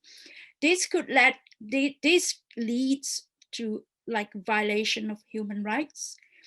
And here I include the patriarchal society and our government in the cuts of social care. Leaving disabled women, yes, the lack of resources for disabled people can be is gendered, and they're neglected in austerity. Disabled women are at the mercy of male perpetrators, also because of the stigma of being disabled, that we do not contribute to society and cannot fulfill the traditional roles of being mothers, wives, and lovers. We are also seen to be burdens on society, And some people even think that we should be grateful for male attention by perpetrators because of the stigma. Who wants, you know, I think there was a question somewhere that said that, you know, would you consider a relationship with a disabled woman? And in the same way, there's a decriminalization of violence against disabled women in the courts, because very often the witnesses or the statements of disabled women are not taken seriously, are disqualified in the courts. So actually many disabled women do not take their cases to court because of that fear. And also sometimes their children can be taken away because they've done that. They're considered not worthy as parents. I think probably my time is up, although I haven't timed myself. I think we would like to have more support for disabled women by our sisters, our non-disabled sisters and allies in this challenge against male violence. Yeah, I will stop there. Thank you so much, Eleanor. And that is the big call always, that we try to give each other support and educate ourselves. You know, we may all be disabled at some stage in our life, visibly or non-visibly, but we shouldn't be waiting for the moment when it suddenly becomes personal. We've got to believe in this solidarity. I'm going to go now to Claire Barnett, who's the Executive Director of UN Women UK. Claire, we've just heard about CSW and the gathering of the status of women that happens every year in New York, and this year it's virtual, obviously. And we have UN Women set up specifically to try to move forward gender rights. But give us your view of the actions that are being taken and what we need to think about. Yeah, so firstly, thank you, Jude, for the absolute honour of being invited to the table with such an amazing group of speakers tonight. I hope to spend a couple of minutes now talking to the attendees, who I have no doubt are also incredible people doing game-changing things for the movement, and talk to them about how they can find links into wider movements of support and change like CSW to have their voices heard. So, as you said, UN Women is the global champion for gender equality and the elimination of violence against women, girls, and marginalised genders. Our mission is for every woman worldwide to have access to safety, choice, and a voice. And in terms of safety, our theory of change behind our global initiative, Safe Cities and Safe Public Spaces, is that solutions cannot just be about working with governments. We are the only UN agency that works in grassroots programs on the ground, delivering services to women and girls that need them with governments, but also there's a third part of our mandate, which is about activism and bringing people together to create positive change. And that is what makes us unique as an organisation.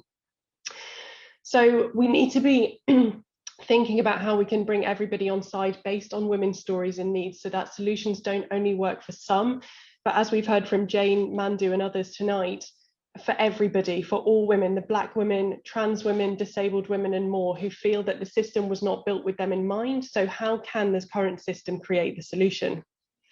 So the Safe Spaces Now project, which we launched in the UK a year ago now, is bringing people together around 3 areas of change in a cycle. So the first is source the data. And that means reporting, but it also means think broader than that. So by data, I don't just mean hard statistics. Women's stories of gender-based violence are everywhere. They are all over the internet, and we need to consider those as usable data, survivor testimonies and oral histories that would be used after any other widespread crisis of violence to inform and build change. The second stage is solve the problem with a portfolio of solutions, yes, including legislative change, and yes, of course, including the emergency services, but so much more than that. Trust in judiciary systems, policing and courts is a privilege that not everybody has. And as Harriet from the Centre for Women's Justice said, we need to strengthen criminal justice systems and challenge perpetrators, but we also need to be creative. Over the past 3 months, we've brought over 600 women in the UK together with a focus on marginalised groups to point out the needs and the gaps within the current systems, urban design, not just thinking about street lighting, but thinking far beyond that in terms of using behavioural science to look at the behaviour in spaces. And then the third part is scaling these solutions. If we find ways of using technology to respond and prevent violence, make those available and open source them to other people in the world. So as part of the Safe Spaces Now project, we've just done a YouGov poll, which you might have seen in the media in the past couple of weeks, that shows that over 7 in 10 women of all ages in the UK told us they've been harassed, with only 3% of young women aged 18 to 24 saying that they hadn't, and over 95% of participants of all ages saying that they did not report it to an official authority. And the reason they weren't sure if it was possible to report, the systems weren't necessarily fitting their needs, both accessibility and comfort and anonymity wise, but also 45% said they didn't believe it would change anything. So there's a real problem with lack of trust in the system. And last Wednesday, at the same time that the misogyny as a hate crime bill was passed that we've been working together for so long, we brought the 150 ideas for women's public safety together with some of the most senior police officers, the Home Office, nightclubs, taxi firms, politicians, and more, demanding change based on the ideas that came from the community. So I know that the past weeks have been exhausting for everybody working in our sector and our sisters, but wins are happening. So I would say do not give up hope at the most important time. And I know we just have a short slot, so I guess I'll just leave you with 3 thoughts. The first is that I know that tonight is about bringing together incredible panelists and attendees to look at practical and positive change. And the one thing I want to say is we must not underestimate the power of community organising, whether that is bringing our voices together to be heard, because as somebody already said, we already have voices, but not all women's voices are being heard. It's about speaking truth to power. And in numbers, we can achieve amazing things. If every person attending tonight asked one other person to do one thing, as a leader, as a colleague, as a parent or an ally, then we already have the movement that Mandu mentioned. Secondly, I want to say we have a really unique moment for action at the end of lockdown. Hopefully we will never again return to public spaces all at one time, at least in the UK. And we need to grasp that moment. We've been asking the police and more, what are you going to do now to be ready for June? So we all need to be thinking about what we're going to do. And thirdly, I want to say this is not just about ending violence. It's not just about safety. It's about freedom, and freedom that includes everyone without having to expend energy and money every day to stay safe. So please do, if you want to be more involved or you are already an activist and you're looking for support in your mission, head to unwomenuk.org. We would love to get you involved in the Safe Spaces Now project, come along to a workshop, and we hope that we can change the way the world works for women together. Thank you, Claire.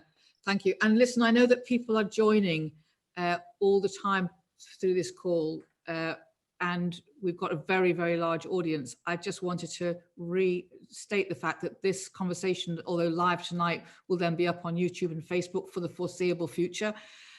You can put stuff and chat into the chat room. We are kind of picking it up and noting it, but we'll also make it part of what we send back out to people when we kind of record what this conversation was about.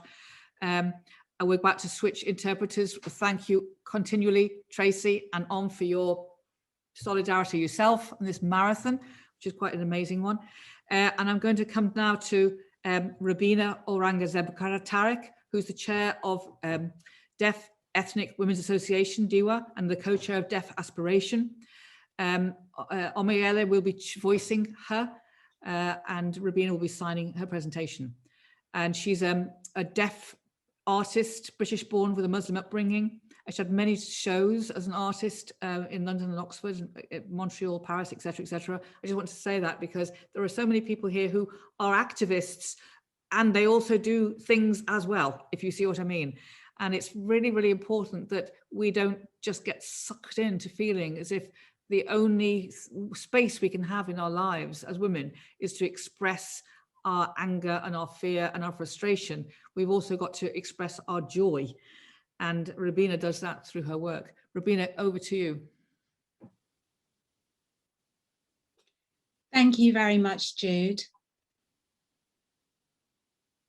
A deaf woman is not a dowry to buy, to be your slave, to be a free carer, cleaner, or cook. A deaf woman shouldn't have to suffer in silence and have you watch her fail. A deaf woman should not be seen as a stigma or taboo for your sins.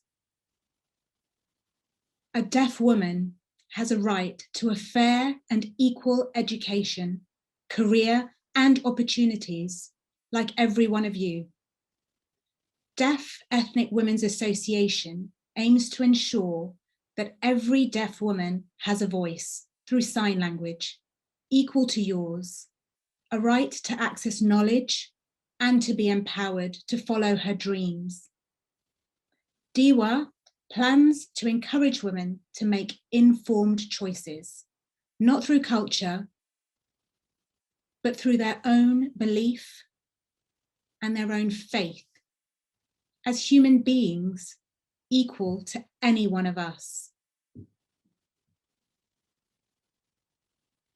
The action needed is for your acknowledgement that we are equal to you, to access education with qualified sign language professionals. Because there's no access. And for access to be provided in sign language so that we feel the same.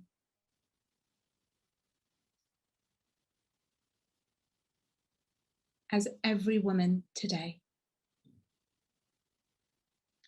Deaf women are not a dowry to sell or buy. They are a dowry to honor and to be respected. Thank you very much for listening today. Thank you, Rubina. Again, reinforcing the need for us to understand that we need to fight for each other's rights in very specific and particular ways as feminists. It doesn't, we can't just kind of assume that we come as a clump, all able to just speak about the same things and the same life experiences, because we don't. So we need to educate ourselves all the time. Thanks very much, Rubina.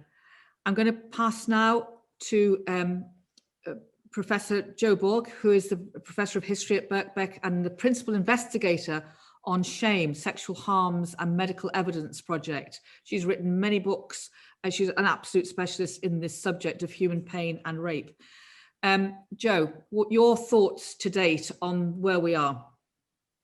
Well, just to say, I'm incredibly moved to be here with everyone today. I mean, to be in a forum like this, where we have this shared purpose, which is to eradicate male violence. And what I want to speak about just in the 4 minutes I've got is I want to speak as an historian, because I think many people believe wrongly that history shows that male violence is in some way deeply wired into masculinity, and therefore it's omnipresent. It is inevitable.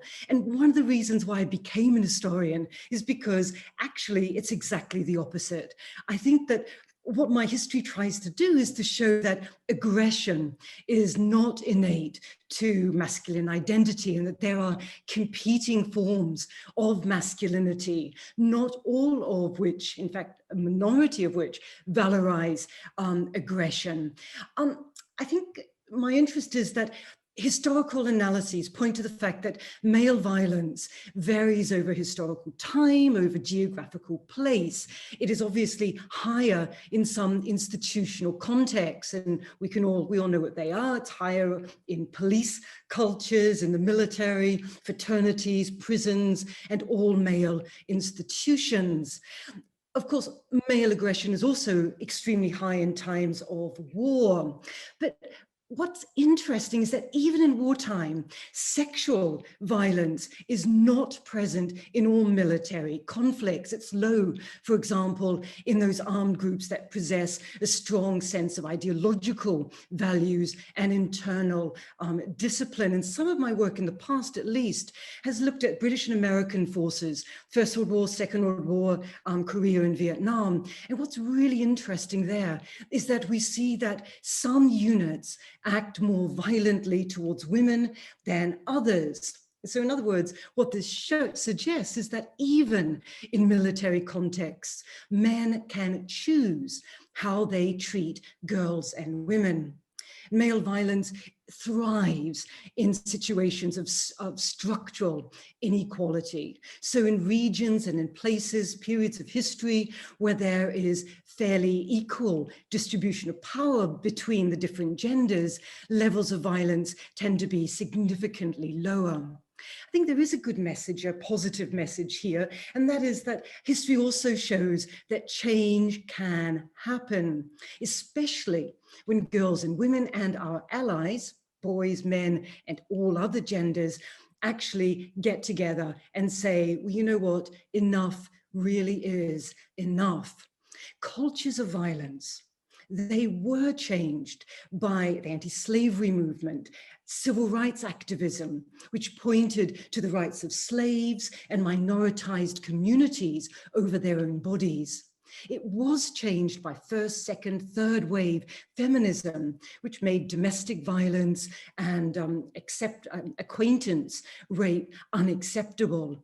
It is being challenged by movements such as Me Too, which draws attention to the wrongness of this sort of casual sense of entitlement that some boys, many boys and men have. I think the real challenge we have is to how we can sustain these shifts. So what can we do now? What can we do? And I think the strategies open to us are legion, particularly if we show a willingness and to actually listen to what people all over the globe are saying so that we can learn from each other. Crucially, this means that we need to repudiate the so-called God trick of universalism. Solidarity needs to be based on an acknowledgement of difference. In other words, we need to pay attention to our local context within, of course, global ideological, economic, and political frameworks. And another point is one that has come up a few times in these talks, and that is the need to respond to the desires of boys and men to be welcomed as co-workers in movements against violence. But finally, I think we really need to believe that it can happen, that we can create rape-free worlds. And this is why occasions like this are actually so positive, but also why the optimism of earlier generations of activists can really tell us or give us some sense of what we can do today. Thank you.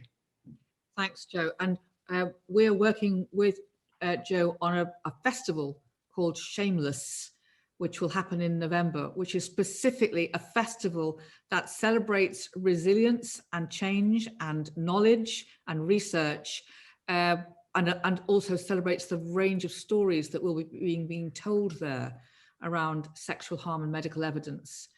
So I'm going to pass on to SUGHRA AHMED, who is a Muslim scholar and activist. She's Director of Education at the Robert F. Kennedy Human Rights Organization, and previously was the Associate Dean for Religious Life at Stanford University. SUGHRA, to you. Thank you, Jude, and thank you to everybody who's been involved in bringing this event together and for extending the fabulous WOW Festival so that we can talk about this really important subject, horrific but important subject. I want to start by saying that we do often seem horrified by disasters elsewhere, but here we have had a pandemic that has been in the making for decades, right under our noses in obvious and clandestine ways. Examples of violence in faith and cultural communities, as well as wider society, can include anything from corporal punishment for young people in places of worship, something that is still quite normal. Punishment in our homes, punishment in our community spaces, in the sexualization of girls from a very young age, and women being taught ultimately to be seen and not heard. So raising your voice in some of our communities is considered a breach of the honor code that is bestowed upon them by other people, often men. This is of course happening despite the fact that there are a plethora of religious examples in all sorts of verses in theological texts such as the Quran, which emphasize the safety, well-being, and contentment of all genders, including women. Although things have changed considerably in the decades that I have been here, patriarchy and misogyny, unfortunately, are still deeply entrenched in many faith and cultural groups, including my own. The conversation on women's access to places of worship and a seat at these tables is still a huge struggle. Women survivors talk about what is happening to them in their homes, in their communities, but instead of focusing on perpetrators, those they share these stories with often respond in some of the following ways. Firstly, for women and girls to be patient and to be silent, and that this is a good deed, and that her patience will ultimately be rewarded by God. Secondly, if she speaks up, she will be shamed by her community as a means to silence her, and there is a reputational damage that lies within that. Thirdly, women are our honor. This is a very common concept, and I really, I was fascinated by a couple of documentaries created by the Pakistani director Sharmeen Obaid Jinoy, an award-winning, she has actually created 2 award-winning documentaries, Saving Face and Girl in the River, which I recommend everyone to watch. Next, these things happen. They happen to the women and the girls who went before us, and they will continue to happen to those who come after us. There's nothing that we can do about these issues without destroying your family, shaming your community, and losing your security, including, of course, your home, potentially your children, and of course, money. And this is not necessarily just a working class issue. This is right across the board. Next, raising your voice is exacerbated for these women because of the multiple discriminations that they may face because they belong to a minority group. And often those who are in welfare and support services, including the police, are simply not trusted, sometimes for obvious reasons. And the absence of this trust in these support services and the decimation of support services like refuges, safe spaces, it just simply isn't worth the pain and possibly shame of coming out as a victim, particularly when you feel that the media and wider society already pathologizes your community. No one wants to draw attention to themselves for fear of increased marginalization and violent narratives. Some religious leaders do speak up during congregational worship, but this is patchy and not nearly consistent or nuanced enough. References might be made to religious texts about gender equality and gender justice without contextualizing them with how they are being abused through real life examples from within their own communities. And of course, in many of our faith communities, religious leaders are all male, who have almost always been trained in patriarchal structures. A couple of ways to channel our energy is by adding our powerful voice and action in support of third sector leadership. This is not necessarily an alternative to religious leadership, but it's an important sector. It's a growing area in Muslim communities. In the last few years alone, we have spiritually rooted women-led networks that are specifically focused on gender justice. Many of these women have come under severe criticism of betraying their communities, but continue purposefully to call out gender violence. Male allyship and wider allyship in these movements is deeply lacking. We also, of course, need to invest in education that is rooted in human rights, gender justice, and religious education in the form of contextualized theology, a religious and spiritual expression that is rooted in the lived reality of today's adherents, today's people of faith. So I feel as though we are at a turning point, but there's a little bit of work still left to be done. More people of faith across genders, across the class system are stepping up. And I don't believe as yet we have the momentum that we can potentially have in order to normalize the idea that violence against women and girls is a criminal act. It's not an act for God, but an act against God. Thank you, SUGHRA. There's an entire thread of deep investigation that we will all need to do around this territory of communities who are unable, in a way, to break through into mainstream conversations because of other pressures that the women in the community feel are on them. You've heard something very, very important there. Thank you, SUGHRA. I'm going to go now to a film, a pre-recorded video that we did earlier. We work a lot in Rio, in particular with the Women's House in Redes de Mar, which is one of Rio's biggest favelas. And this is Julia Gonzalez Leal, who is talking about how they are dealing with the epidemic of gender-based violence in their situation. Boa tarde, eu me chamo Júlia, falando aqui do Rio de Janeiro. Eu trabalho na Redes da Maré, é uma ONG que atua no conjunto de 16 favelas da Maré, no Rio de Janeiro, e eu coordeno um projeto chamado Casa das Mulheres da Maré, é um projeto da Redes da Maré. A Casa das Mulheres, ela tem como principal objetivo fomentar o protagonismo das mulheres no território, sendo um espaço onde elas podem contar, um espaço seguro, onde elas possam falar sobre si, cuidar de si, não do outro. E por isso a gente tem uma série de ações e atividades que a gente oferece para essas mulheres. Falando sobre violência baseada em gênero, né? Assim, isso certamente é um desafio para a gente, assim, é o desafio pensar e discutir sobre isso aqui na Maré, especialmente porque a gente está falando de um território que é regulado por grupos armados e que a presença do Estado aqui, ela não existe para defender e proteger essas pessoas, mas muito mais para criminalizar os moradores, não só da Maré, como de outras favelas do Rio de Janeiro. Então, esses principais dispositivos da justiça e do direito penal, geralmente eles estão inacessíveis a essas mulheres. Então não adianta uma mulher ir na delegacia dar queixa se uma medida protetiva não funciona na favela onde ela mora. Então a gente tem uma série de políticas para as mulheres aqui construídas a partir de uma determinada realidade, que não é a realidade de todas as mulheres brasileiras.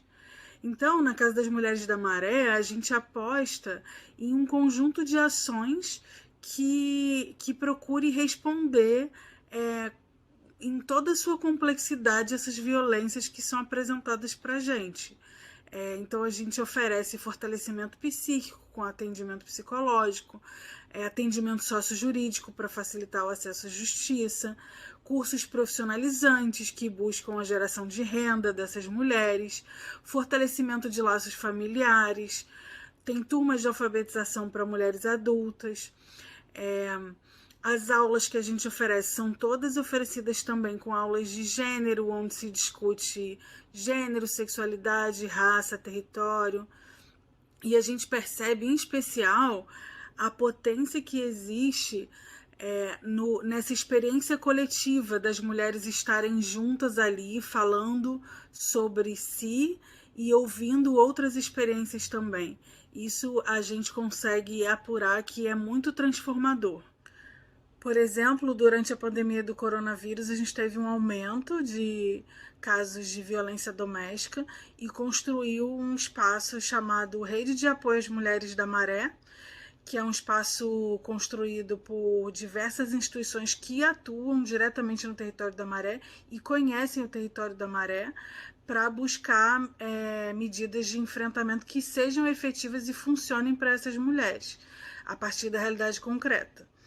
Então, o nosso trabalho é justamente, em primeiro lugar, produzir dados a partir do nosso próprio trabalho, das nossas ações e também produzindo pesquisa em parceria com diversas universidades para construir metodologias que sejam eficazes e produzam impacto real na vida das mulheres moradoras das favelas do Rio de Janeiro.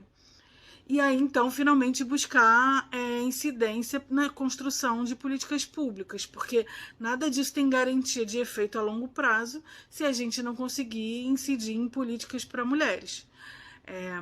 E aqui no Brasil a gente tem essa cultura de os gestores públicos estarem sempre bastante distantes da realidade e não conhecerem os principais aspectos dos usuários e das usuárias dessas políticas.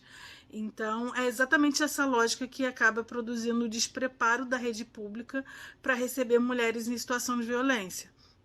Por isso, a gente, na Rede da Maré, defende enfaticamente a construção de políticas públicas para mulheres que sejam protagonizadas por mulheres, em suas pluralidades. se as mulheres negras são as principais vítimas de violência baseada em gênero, então que elas possam construir políticas políticas para enfrentamento à violência baseada em gênero. Até quando a gente vai precisar ver mulheres sofrendo violência?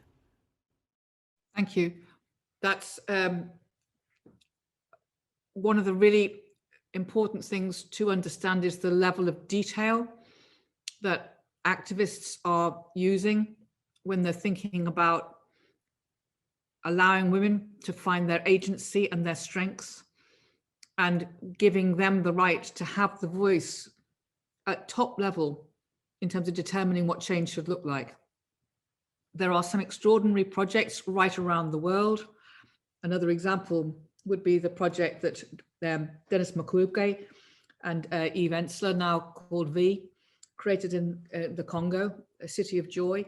There are lots of extraordinary strategies for giving resilience and voice to survivors. But obviously, one of the things that's come up over and over again with this conversation is that this is not inevitable. This is not something which we should just be dealing with the issue of how to create strategies for survival, but how to cut it off at its core. I'm going to go to Alison Phillips now, who's the chair of Women in Journalism, and she's the editor of The Mirror, one of our most substantial and historic newspapers in the UK. Alison.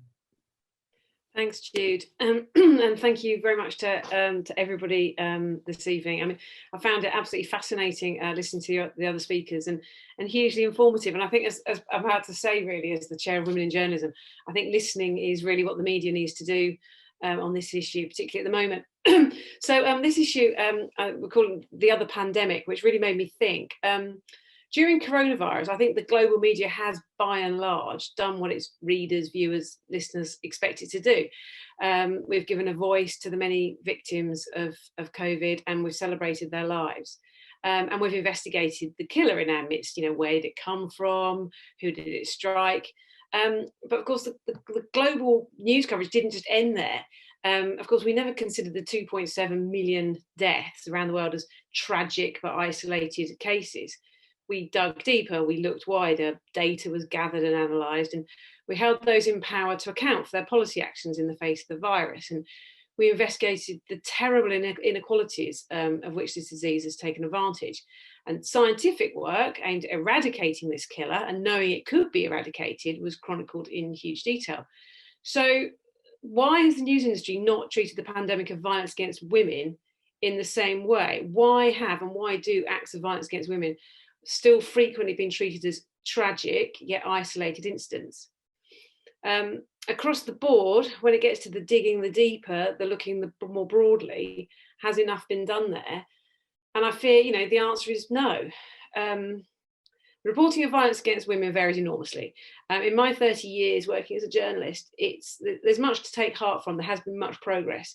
Many news providers have taken positive steps forwards in the way reporting respects women victims and ensures survivors are given a voice. They have worked to ensure appropriate use of language and driven out salacious reporting of crime. They've rejected all those lazy cliches that killings were a moment of madness or acts of passion. And many have diversified their newsrooms and tackled sexual stereotypes in their journalism. But many news providers still have an awful lot of work to do. And in addition to that, I think we all have to work harder at reporting violence against women for what it really is. And that's not 90,000 tragic yet isolated killings around the world each day. It's a structural problem caused by the inequality of power structures, as so many speakers have said. And so if our role is to hold power to account, then these are the power structures we must challenge. And we must ensure that the stories of women who are Black, Asian, from minority ethnic groups, women who have disabilities or who are living in poverty or in any group which is being marginalised, those stories need to be heard. And of course, there is already great public interest journalism being done in this area. I mean, the #MeToo movement was largely a response to investigative reporting in 3 titles in the States. And my own title on The Mirror, we've conducted an ongoing investigation over many years into grooming gangs, speaking for women victims who for far too long have been ignored. And recently we've done a big investigation into the rise in domestic violence during lockdown. And around the world, journalists are harassed and jailed for their work investigating women's rights. This work can be really dangerous. Reporters Without Borders organisation reported in the 5 years up to 2017, there were 90 serious cases of violence against journalists investigating women's rights. 11 were killed and 12 were imprisoned. The Saudi journalist Nouf Abdulaziz Al-Jarawi was tortured and sexually attacked during detention after being arrested for denouncing the system of male guardianship, which endures in her country. And in Brazil, Patricia Campos Melo was subjected to a horrendous cyber harassment campaign for investigating the use of illegal funding during Bolsonaro's 2018 election campaign. And while social media has been really, really positive in highlighting many of the issues around violence against women, the prevalence of online violence has had the result of silencing many women journalists. Most online harassment of journalists is against women. In another Reporters Without Borders report that came out earlier this month, it was reported that 43% of all the respondents to a survey had closed their social media accounts at some point or permanently due to online attacks. 21% had quit their jobs. Social media companies have to do more to stop the silencing of journalists working to shine a light on violence against women, or indeed anything else.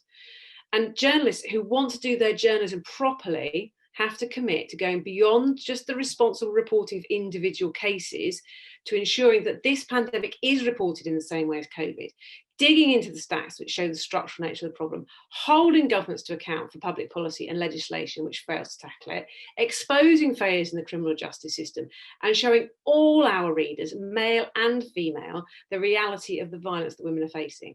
And, as I said before, we must ensure that all victims of violence are heard and given the respect they deserve. So, I mean, in the UK now, we have more women editors of our national print and digital titles than at any time in our history. We've got editors now got skin in the game, so to speak. And we have to reach out to colleagues around the world, share learnings about responsible journalism, need to look at introducing some robust self-regulation on the reporting around violence against women. And as we chronicled every twist and turn in that positive search for a COVID vaccine, we have to do the same, reporting on every positive step towards ending this other pandemic. It's a very hopeful thing. A, that you are the chair of Women in Journalism UK, and B, that you're able to give that kind of overview of the problem of maintaining women in journalism speaking on our behalf, because they are subject to the same violence and more so. And that's a really important thing that we need to understand. And this is also true of our women politicians. It's true of women in public life, that they are brought down, if possible, by the same forces that are violent against women in general. And it is a pandemic. So I'm going to go now to Ben Hurst. We haven't many men this evening, but we have some. And each one of the men that we asked has a history of really committing themselves.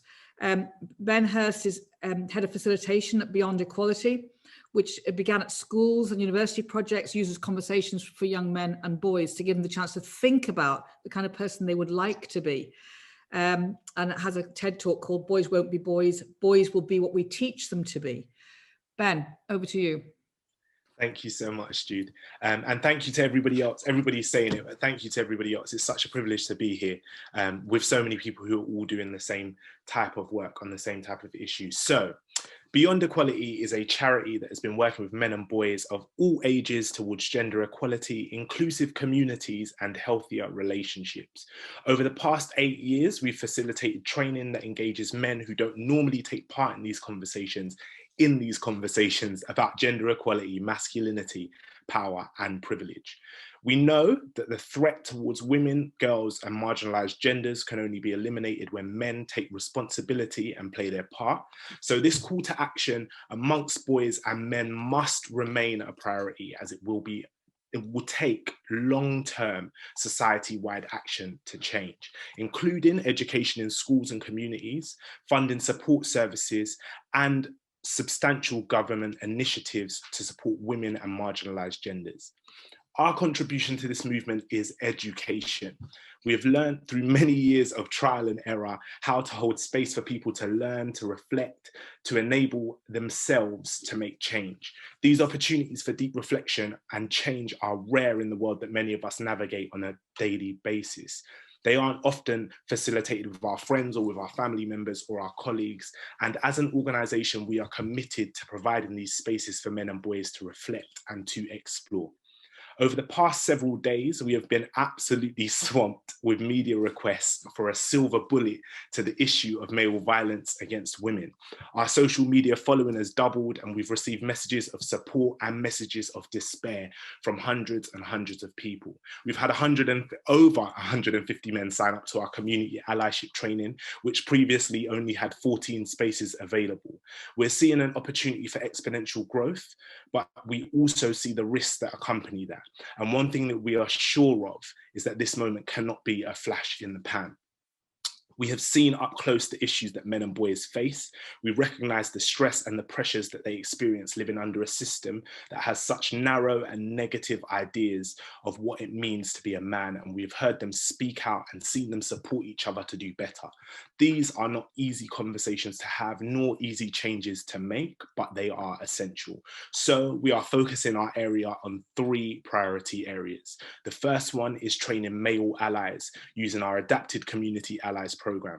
We're offering a full-day training deep dive into masculinity and the part that men can play in a system that perpetuates oppression and results in violence against women and girls. If you're a man who's listening, please sign up and come and join us on the journey of understanding masculinity and reimagining a healthier, more positive version of it. Number 2, the second thing that we're doing is working with young men and boys through our schools project. Education needs to begin with our boys, opening up spaces where we can where they can gain confidence in learning who they are outside of peer pressure and patriarchal masculinity, whilst learning about the important roles that they can play in creating a safer society. To this day, we've reached over 25,000 boys, and we are also training teachers and education institutions to be able to facilitate these same conversations. And number 3, we're preparing universities for their return to campuses. After 18 months without in-person socializing, we want to make sure that universities, staff and students are prepared for the return to campus life. We're currently aiming to train 250 student leaders who will reach 100,000 students, as well as holding our team talk workshops with 200 sports clubs across the country covering issues of sex, healthy relationships, mental well-being, team culture, inclusion, bullying, and tackling discrimination. There are loads and loads of ways that you can contribute in your own lives and in your own circles, or donate to us or to other organizations that are supporting survivors of this violence and doing the work to prevent it. If you'd like to take part in our efforts, you can sign up as a community ally or find us online and donate to our community fundraiser. Thank you so much. And the name again is Beyond Equality. I think you might be muted, Jude. The most spoken sentence in the last year, you're on mute. Yeah, it's fantastic to hear that list of things that you're doing, and that makes me feel optimistic. It's that set against the fact that this is a kind of a drop in the ocean when we need so much of that to be absolutely widespread. This is a need like literacy and numeracy. It needs to be absolutely core to educational work, that this idea of equality. I'm going to go to Nazir Afzal as we're having you've just taken over as the interpreter. Thank you. Nazir is the former chief prosecutor and author of The Prosecutor, One Man's Pursuit for Justice for the Voiceless in the UK. He was the chief crown prosecutor for the North West of England and formerly director in London. Some of you will know that some of the high-profile cases he was overseeing, including the so-called Rochdale grooming gangs. Nazir, I know that you tried to organise a march, thinking that maybe 1 million men would join, and very few did. And so I'm very keen to know where you think we stand at the moment. Thank you, Jude, and thank you to everybody. I'm delighted to be here in such great company. yes, that march for which I got 52 sign-ups, so I'm 909,948 short. The problem, as I think everybody said today, isn't women's safety, it's male violence. And yeah, you're absolutely right, Jude. I've prosecuted hundreds of thousands of cases, thousands of rapes, sadly thousands of femicides. And I've had the privilege of meeting the families and the victims. And I can assure you, not one of them has left me. And they've made me realize what we are dealing with today. And what we're dealing with, I said last week after the instance of terrible things that happened here in the United Kingdom, that this may well be our George Floyd moment.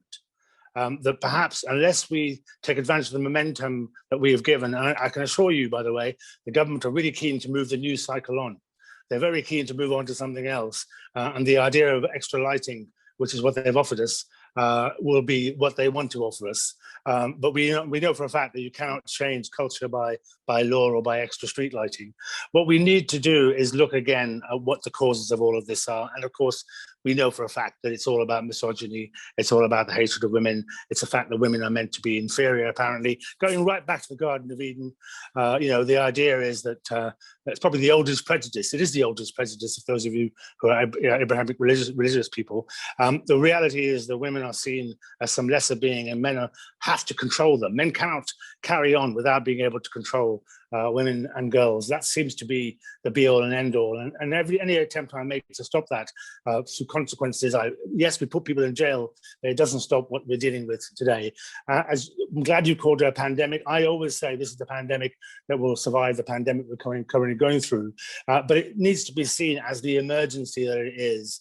90% of violence against men, 90% of violence against women, 90% of violence against children is by men. And so this is a joint endeavor, should be a joint endeavor of men and women to ensure that men understand what they have to do differently. My daughter tells me that she has been sexually harassed every day of her life, potentially, and everybody she knows has been. That's how endemic it is. A quarter of all crime dealt with by the police is violence against women and girls. Much more of it isn't, of course, we know reported, and the cost is enormous. But why aren't we not treating it as a national emergency? I write about it and regularly talk about it being gender terrorism. This is what it is. And if we look at it as gender terrorism, let's consider the perpetrators having been radicalized. Let's learn from the de-radicalization programs that we have, the preventative programs that we have. If, for example, if a young person in school demonstrates homophobic language, they're actually suspended. But if they are misogynistic, somebody has a chat with them. If at best, we can learn about referring young people who are manifestly risks to women and girls in order for us to reduce the risk. We can train educators to identify the risk. We need, as we have for radicalization, a public duty on all employers and educators to introduce mandatory training to identify risk and employees to appreciate the impact of gender-based violence. That is how we'll change things, by actually making the culture change. And, as I say, it takes leadership. I don't see it from our government. I see an enormous number of strategies. They always end up in a filing cabinet and they come out at the next disaster or next tragedy. Education is the answer, one answer, most definitely. I've been working with the Welsh government. From September, every 5-year-old will begin to learn about gender relationships and gender equality, and learn about abusive relationships in an appropriate way, of course, age-appropriate way. It's about ensuring that the younger they are, and we know hate is learned behavior. You're not born to hate. It's learned from your environment, from the people around you. You can therefore unlearn it if we can work with you as early as possible. The later we leave it, the longer it is. As I say, there's an enormous amount we can do around education. There's more we can do about police and prosecution. As I say about terrorism, do you know terrorism is 0.0005% of the caseload of the prosecution service, but gender-based violence is 0.25%, 1 in 4. We need to put all the work that we've done around radicalization and terrorism into gender-based violence. I can assure you will make an enormous difference. Last year, I lost my brother to COVID. 3 months later, I lost my mother to a broken heart, having lost my brother. And she was the reason why I have given my whole life to tackling the issues that involve the most vulnerable people. I am her legacy. Everything that I do is my legacy. She taught me to value women, and men need to begin to value women. I thank her, and I thank you. Thank you, Nazir. Thank you. And actually that kind of call to action, as Mandu says as well, we've got to like push the whole thing right up in front of the most prominent issue that we have to deal with now, gender terrorism. Okay, I'm going to go to now a pre-recorded video that we've done with Janine Hardy, who's the founder of March for Justice in Australia.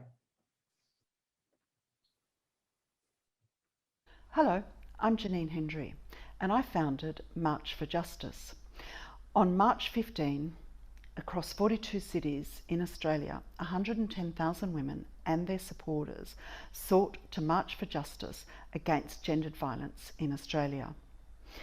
This movement occurred as a result of the Australian government's woeful inaction in relation to some serious allegations of sexual assault that occurred within the walls of the Australian Parliament itself. Our march sought to highlight the appalling rates of sexual abuse and sexual assault against women in this country. Having raised our voices, the question that we're now asking ourselves is, where to from here? March for Justice is an extraordinary grassroots movement. We came together in a period of 2 weeks to have our voices heard. What we're doing from here is harnessing those voices, but harnessing them on a community level. We've now set up more than 42, in fact 50 March for Justice organisations in local communities and in major cities across Australia. What we're going to do from here on in is use those voices to continue to amplify the issue of sexual abuse of women, and in doing so start to create a dialogue as to how we can actually change the narrative. We believe that if we harness the community voices around sexual assault, we can start to empower people in the community to call out sexual abuse and sexual violence when they see it, to call out enough is enough. We also will start to work with many of the state and national organisations that are working toward ending gendered violence in this country, to look at how we can create real change at a structural and systemic level. In Australia, we need to bring back the notion of equality, because we know that gendered violence occurs as a result of inequality. So we're now lobbying for 50% representation in our parliament, for 50% representation of women in our courts, in our boardrooms, in our universities, and in all our major institutions. Until the voices of women are heard, and particularly till the voices of women are engaged in creating the very laws that impact on women, then we're not going to see change. So we're going to look at this problem from 2 ends.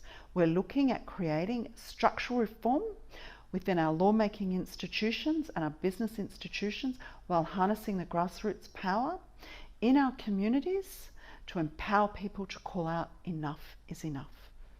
Thank you. Okay, so you can see how suddenly something can overnight turn into an absolute flood of activism if the moment comes and people seize it. And then we mustn't let that go once it's started to happen.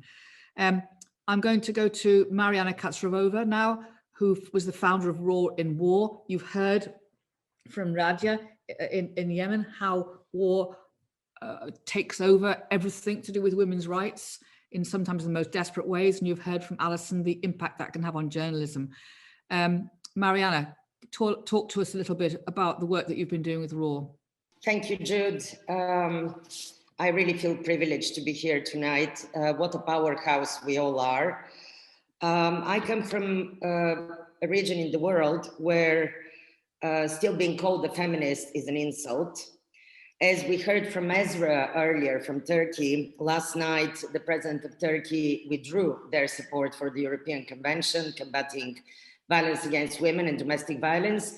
And just across the border is my home country, Bulgaria, where the government and politicians got frightened long ago, several years ago, and didn't even accede to the Istanbul Convention.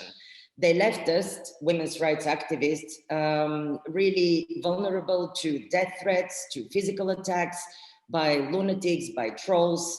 So this is where we are. I speak both as a human rights advocate, and I speak as one of the 3 women in the world who are survivors of violence against women, which makes us 1 billion women in the world. I think a serious force to reckon with. I have devoted my life to support and defend the whistleblowers, the women activists and journalists, particularly in war and conflict zones, who are being killed, as Alison was speaking about, only because they are exposing the truth about violence against women and girls. I started Raw in War, Ritual Women in War, because of that in the United Kingdom. But it's an international, small but very loud NGO.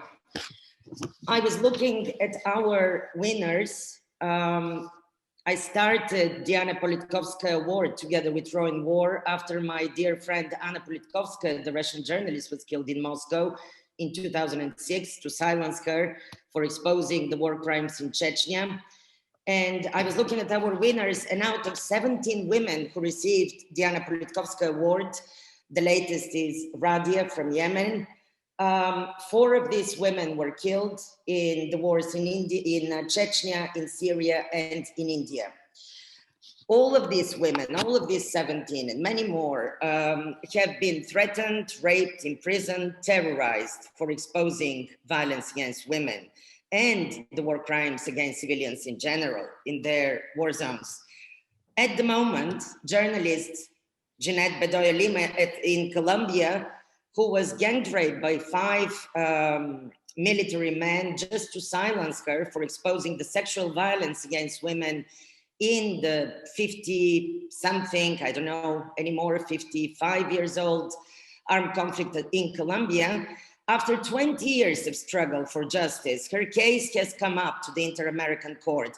And just a week ago, after her heart-wrenching testimony about her gang rape, the government of Colombia stood up and just left the court, completely refusing to be responsible or for seeing any justice being done for Jeanette and her rape. Malala Yousafzai, another winner, was shot, as you know, because she wanted to go to school. Halima Bashir from Darfur was gang raped by military and militia for a week in Darfur to punish her. She's a medical doctor, for speaking about the gang rapes of girls in a school as young as 6 years old. And the list would go on and on. GILLARD Ismail in Pakistan has been nearly escaping prison and possibly death, and now her father in the north of Pakistan is put to prison to punish her for exposing the rape and sexual violence of women in the north of Pakistan. I think that, and we know that violence against women in war zones is just a continuation of the violence in peacetime. It's just more horrific, more desperate, more widespread, only because everything is allowed and everything is possible with impunity. In these times of radicalization, when the tyrants and dictators all over the world, now in this COVID pandemic, are joining together and tightening our freedoms and our rights, I challenge you to, for us who are standing on the good side, on the side of the light, not on the darkness, to come up with radical solidarity. And I consider this event, Jude, is the first in this chain of radical solidarity between us to support the whistleblowers, the human rights defenders, the women activists, the women journalists, particularly in war and conflict zones, who are trying to expose the truth, who are trying to end the violence and often pay with this with their lives. What can we do? We should work closely with men who are champions for women and who has been risking their lives for saving women's lives. You mentioned one of my heroes. It's the gynecologist, Dr. Denis Mukwege, a good friend who happened to receive the Nobel Peace Prize but he's a remarkable man. He continues to risk being killed, operating on the vaginas of women in his hospital in DRC. And the second hero of mine is a young Russian man. He's watching tonight this event from Moscow. He exposed the rape of young women in the metro in Moscow by police. And for this, the police officers tricked him and shot him in the head. But he survived. His name is German Geldetsky. And these are the men that we need to celebrate and to be our allies. Yeah. And lastly, just two things. One is we need solidarity with women in power, because many of us are now heads of banks, of corporations, of governments. We need solidarity with these women, need solidarity with us, and we need to reach out with the very few on top of governments and powerful institutions to finance, support, and support us in this quest. And I want to finish with the quote by the first African-American woman, who is another hero of mine, who ran for the US presidency, Shirley Chisholm, who said, when they don't give you a seat at the table, bring a folding chair. So please grab your folding chairs, be angry, rise up, and join us in this until the violence stops. Thank you, Mariana, and thank you for all your work, as I'm thanking everybody for all of their work. Winnie M. Lee, who is the author of Dark Chapter, she's the co-founder of Clear Lines, and she's got an ongoing PhD research in the London School of Economics, which explores media engagement by rape survivors as a form of activism. Winnie, over to you. Great, thank you so much, Jude. So in my everyday work, I tend to work quite generally on the issue of sexual violence. And yes, it is an issue that affects all women and girls of all demographics. But today, speaking from my own experience as a Chinese American activist and a rape survivor, I specifically want to highlight my own experience and to highlight the intersection between sexual violence and race. In the wake of the fatal shootings in Atlanta, we have to understand there is a clear connection between Western media representations of Asian women as being eroticized, submissive, sexually compliant, sexually available, sexually disposable, and the lived experience of real Asian women like myself. 13 years ago, I was approached by a stranger in a park in the middle of the day, followed by him and violently beaten and raped. I had 39 separate injuries afterwards, and there were sexualized racist slurs shouted at me during the attack. My rapist was a 15-year-old white boy living in Northern Ireland. Now, I don't know if my attack was racially motivated. He may have also attacked me if I was white, but I do know he would not have shouted those racist slurs at me if I was white. But where did he learn those slurs? And how did this 15-year-old white teenager living a fairly isolated life in Northern Ireland develop this sexualized perception of Asian women and decide to apply that to me? It has to be through the media. He'd been exposed to pornography and he'd absorbed the dominant cultural stereotype about Asian women, which has been circulating in the West for centuries. And that led directly to a dehumanization of me and my body. Why did the shooter in Atlanta decide to open fire on Asian women at 3 separate massage parlors? Because he wanted, as he claimed, to eliminate the temptation for his sex addiction. We have to realize the impact of pornography and other media representations of women on the thinking of men and boys, and we have to start changing that. So I first call to action to stop the unnecessarily sexualized portrayal of women and girls in the media, not just around race, but all the unnecessarily sexualized portrayals, and to be very vigilant about the connection between that and our lives. It took me years to recover and rebuild my life and career from that single act of sexual violence. And I know many other victims who need years more or even decades to recover. And in the case of the Atlanta shooting victims, well, some women never get the chance to recover. If we're not going to eliminate the pornography industry altogether, which personally I would love, then at least let's regulate the pornography industry so it's not racist or denigrating towards women, so it doesn't fuel misogynist, violent impulses in men and boys. Let's penalize and convict perpetrators of violence, actually penalize and convict them, and don't minimize the hatred and stereotypes at its roots. Don't claim that the crime isn't racially motivated, like that law enforcement official in Georgia who stated that the shooter was having a really bad day and this is what he did. Because again, that's an erasure of minority women as being disposable, our lives less valuable, less human.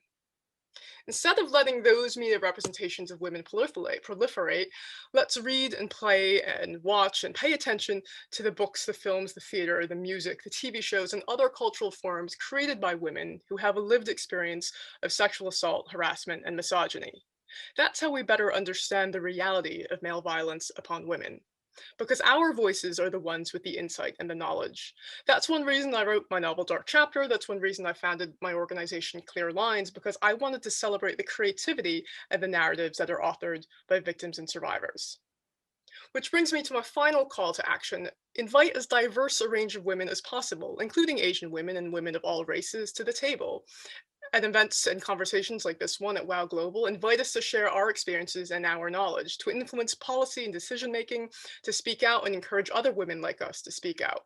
There's amazing work being done, for example, in the United States by people like Chanel Miller, Amanda Nguyen, Kathy Park Hong, Rowena Chu, and many others, not simply on behalf of other Asian women, but on behalf of all sexual assault survivors.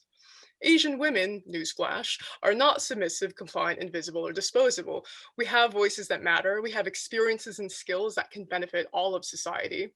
And the same can be said of all women, of all races, of all victims and survivors of sexual violence. Just because we've been dehumanized and traded as disposable in the past by perpetrator doesn't mean we don't have something valuable to contribute for our shared future. Thank you.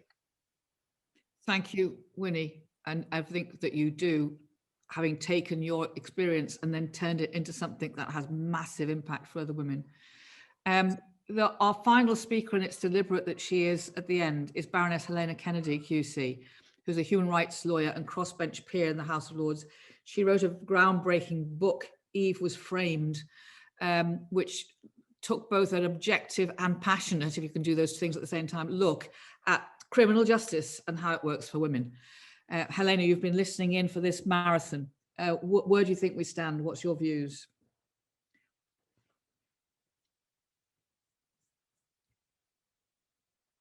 Unmute, yeah.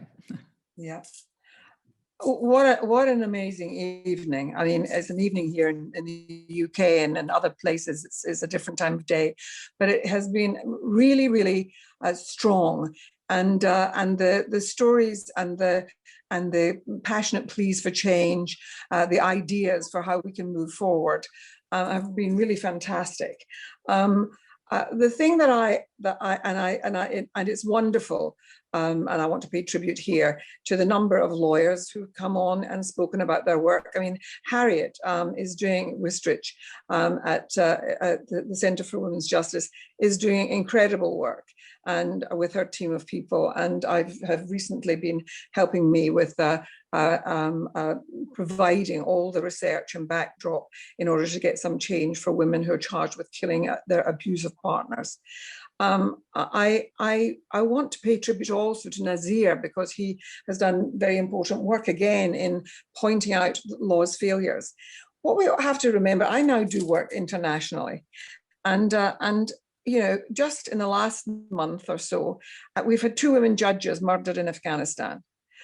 We had 2 women in the media there and a journalist murdered in Afghanistan. We've had the journalists that Mariam was talking about, you know, Maria Ressa, Daphne in Malta, the way in which they're being either persecuted, thrown before the courts, or being murdered. Women who put their heads above the parapet. The business in Pakistan, I'm working with a woman minister there who in fact was a pupil of mine in my practice at the bar, and she has gone back there and she's trying to change the court system in relation to women. And they've only just removed a test that was applied for women who stepped forward to say that they'd been raped, where they would have 2 fingers that placed into their vaginas to see if indeed they had been penetrated, and if it was if it was too easy to get the fingers there, then it would suggest that they'd had more than one rape and that they were experienced in sexual activity. The most degrading and terrible business. And then many of them, despite changes to the law, the practice on the ground being that they were forced to marry the man who'd raped them by their community. the things that are happening to women everywhere. And I was wonderful hearing Marianne talking about Dr. Mugwege. Again, the men who do wonderful things supporting women.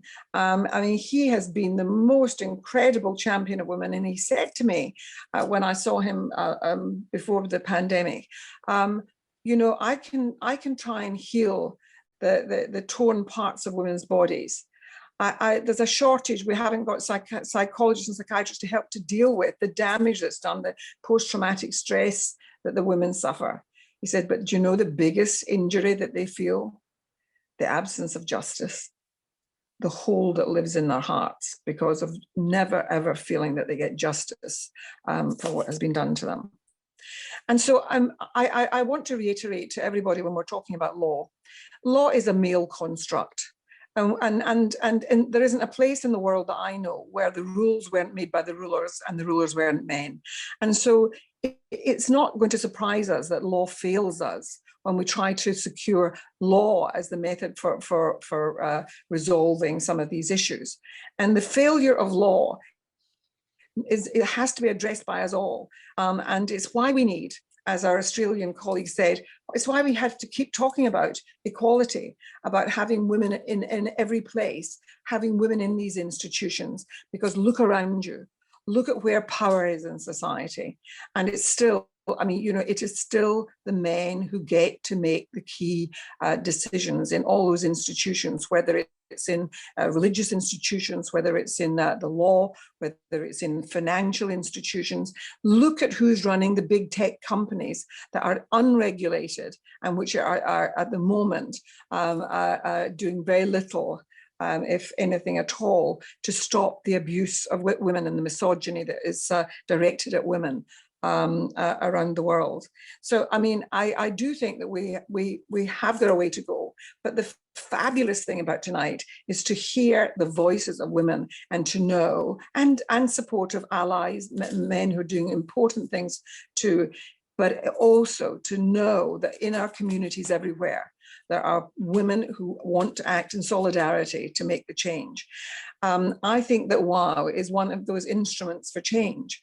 And we've had lots of ideas tonight. And Jude, I know that you're going to put them together, and we'll talk about how that they might be taken forward, might be ideas for people to take with them into communities, into their organizations and so on. But I do think that one of the things that we have to recognize is that there are always going to be backlashes. As we become more powerful, those who have power will seek to pull it back. And so in many ways, some of the ugly stuff that's going on just now is a manifestation of the fear that's produced by people trying to tear down the kind of constructs that have held women in their place.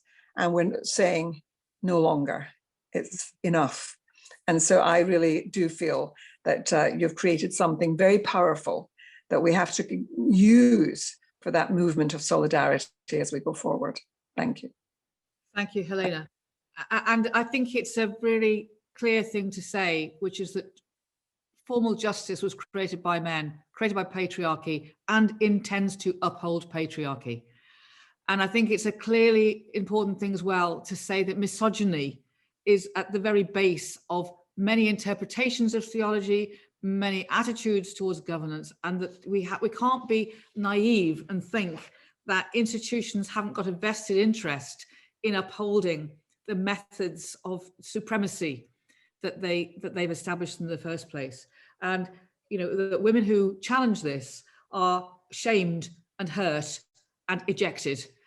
They are definitely punished for this work, mildly maybe in sort of so-called progressive democracies, brutally in others, but it's all part of the same pattern. But I think, as Andrea said at the very beginning of this evening, it's not inevitable. We have to believe, as Joanna says as well, that the culture of violence can be challenged. It can be challenged on historical basis, and it can also be challenged on the evidence that women's progress has made an enormous difference to the way the world operates so far, and it can carry on making that enormous difference if we keep on pressing for gender equality. And that is what we have to believe in.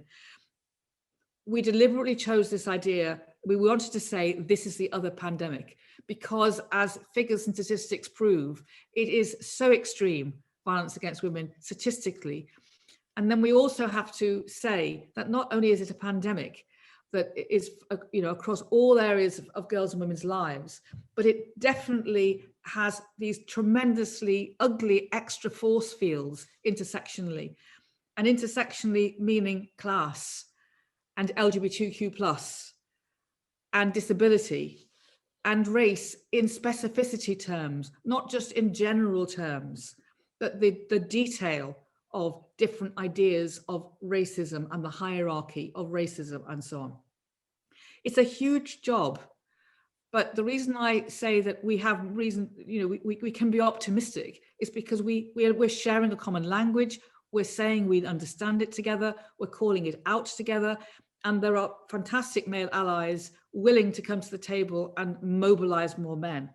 But that definitely has to be done. There's been some practical things that have come up tonight about the Home Office and legislation that's going through and policies that are going through, about how to use democracy differently, about how to keep on naming these things as a kind of gender terrorism. There have been conversations about education. There have been conversations about the need to bring on male allies and train male allies and help boys to understand what place they play in this. Been conversations about pornography. Been many things that have been said tonight. The main thing is, from our point of view in WOW, is we wanted to convene a moment when we felt we as equals could come together and say, well, let's use the Australian term, enough is enough. So we're going to stop now. It's 9:15. For some of you who've been here from the beginning, that is a marathon. I want to thank the WOW team and all the speakers. I want to thank Tracy and for being our wonderful interpreters, and Tara and Katie for captions. By tuning in tonight and staying with us, I mean, you've become part of the WOW movement. Please follow all these organizations. Sign up to our newsletter. We will be sending you the details of what happened in this meeting. And as I said, it'll be up on YouTube and Facebook for the foreseeable future. I do really want to just remind you of something I said at the beginning. Don't underestimate that this may trigger you. The anger you might feel, the desolation you might feel, the memories that might well up. Don't underestimate self-care at this point in time.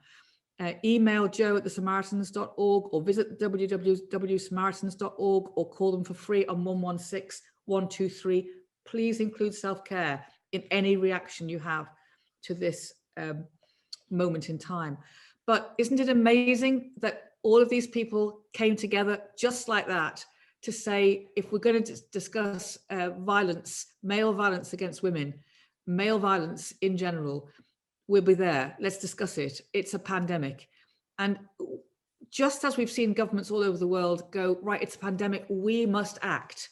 We have got to say that we hold them to account to act again with this particular pandemic.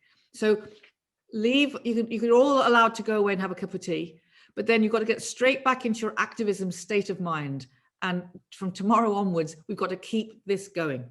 We've got to keep the conversations going. We'll do our bit. Wow, everybody else in the call will be doing what they can do. See what you can do as well. And the main thing is talk to everybody, talk to boys, talk to men, talk to each other, and we can move things forward. So anything else that I might have missed out? I'm just going to quickly check with my female colleagues in WOW. Whether there's anything else I needed to see. No, we're 15 minutes longer than we thought we would be, but I hope you found it worth it. I have found it immensely inspiring to be with all these amazing people. So thank you, everybody, and good luck with fighting the good fight. And we'll see you soon in lots of different contexts. Love to everybody.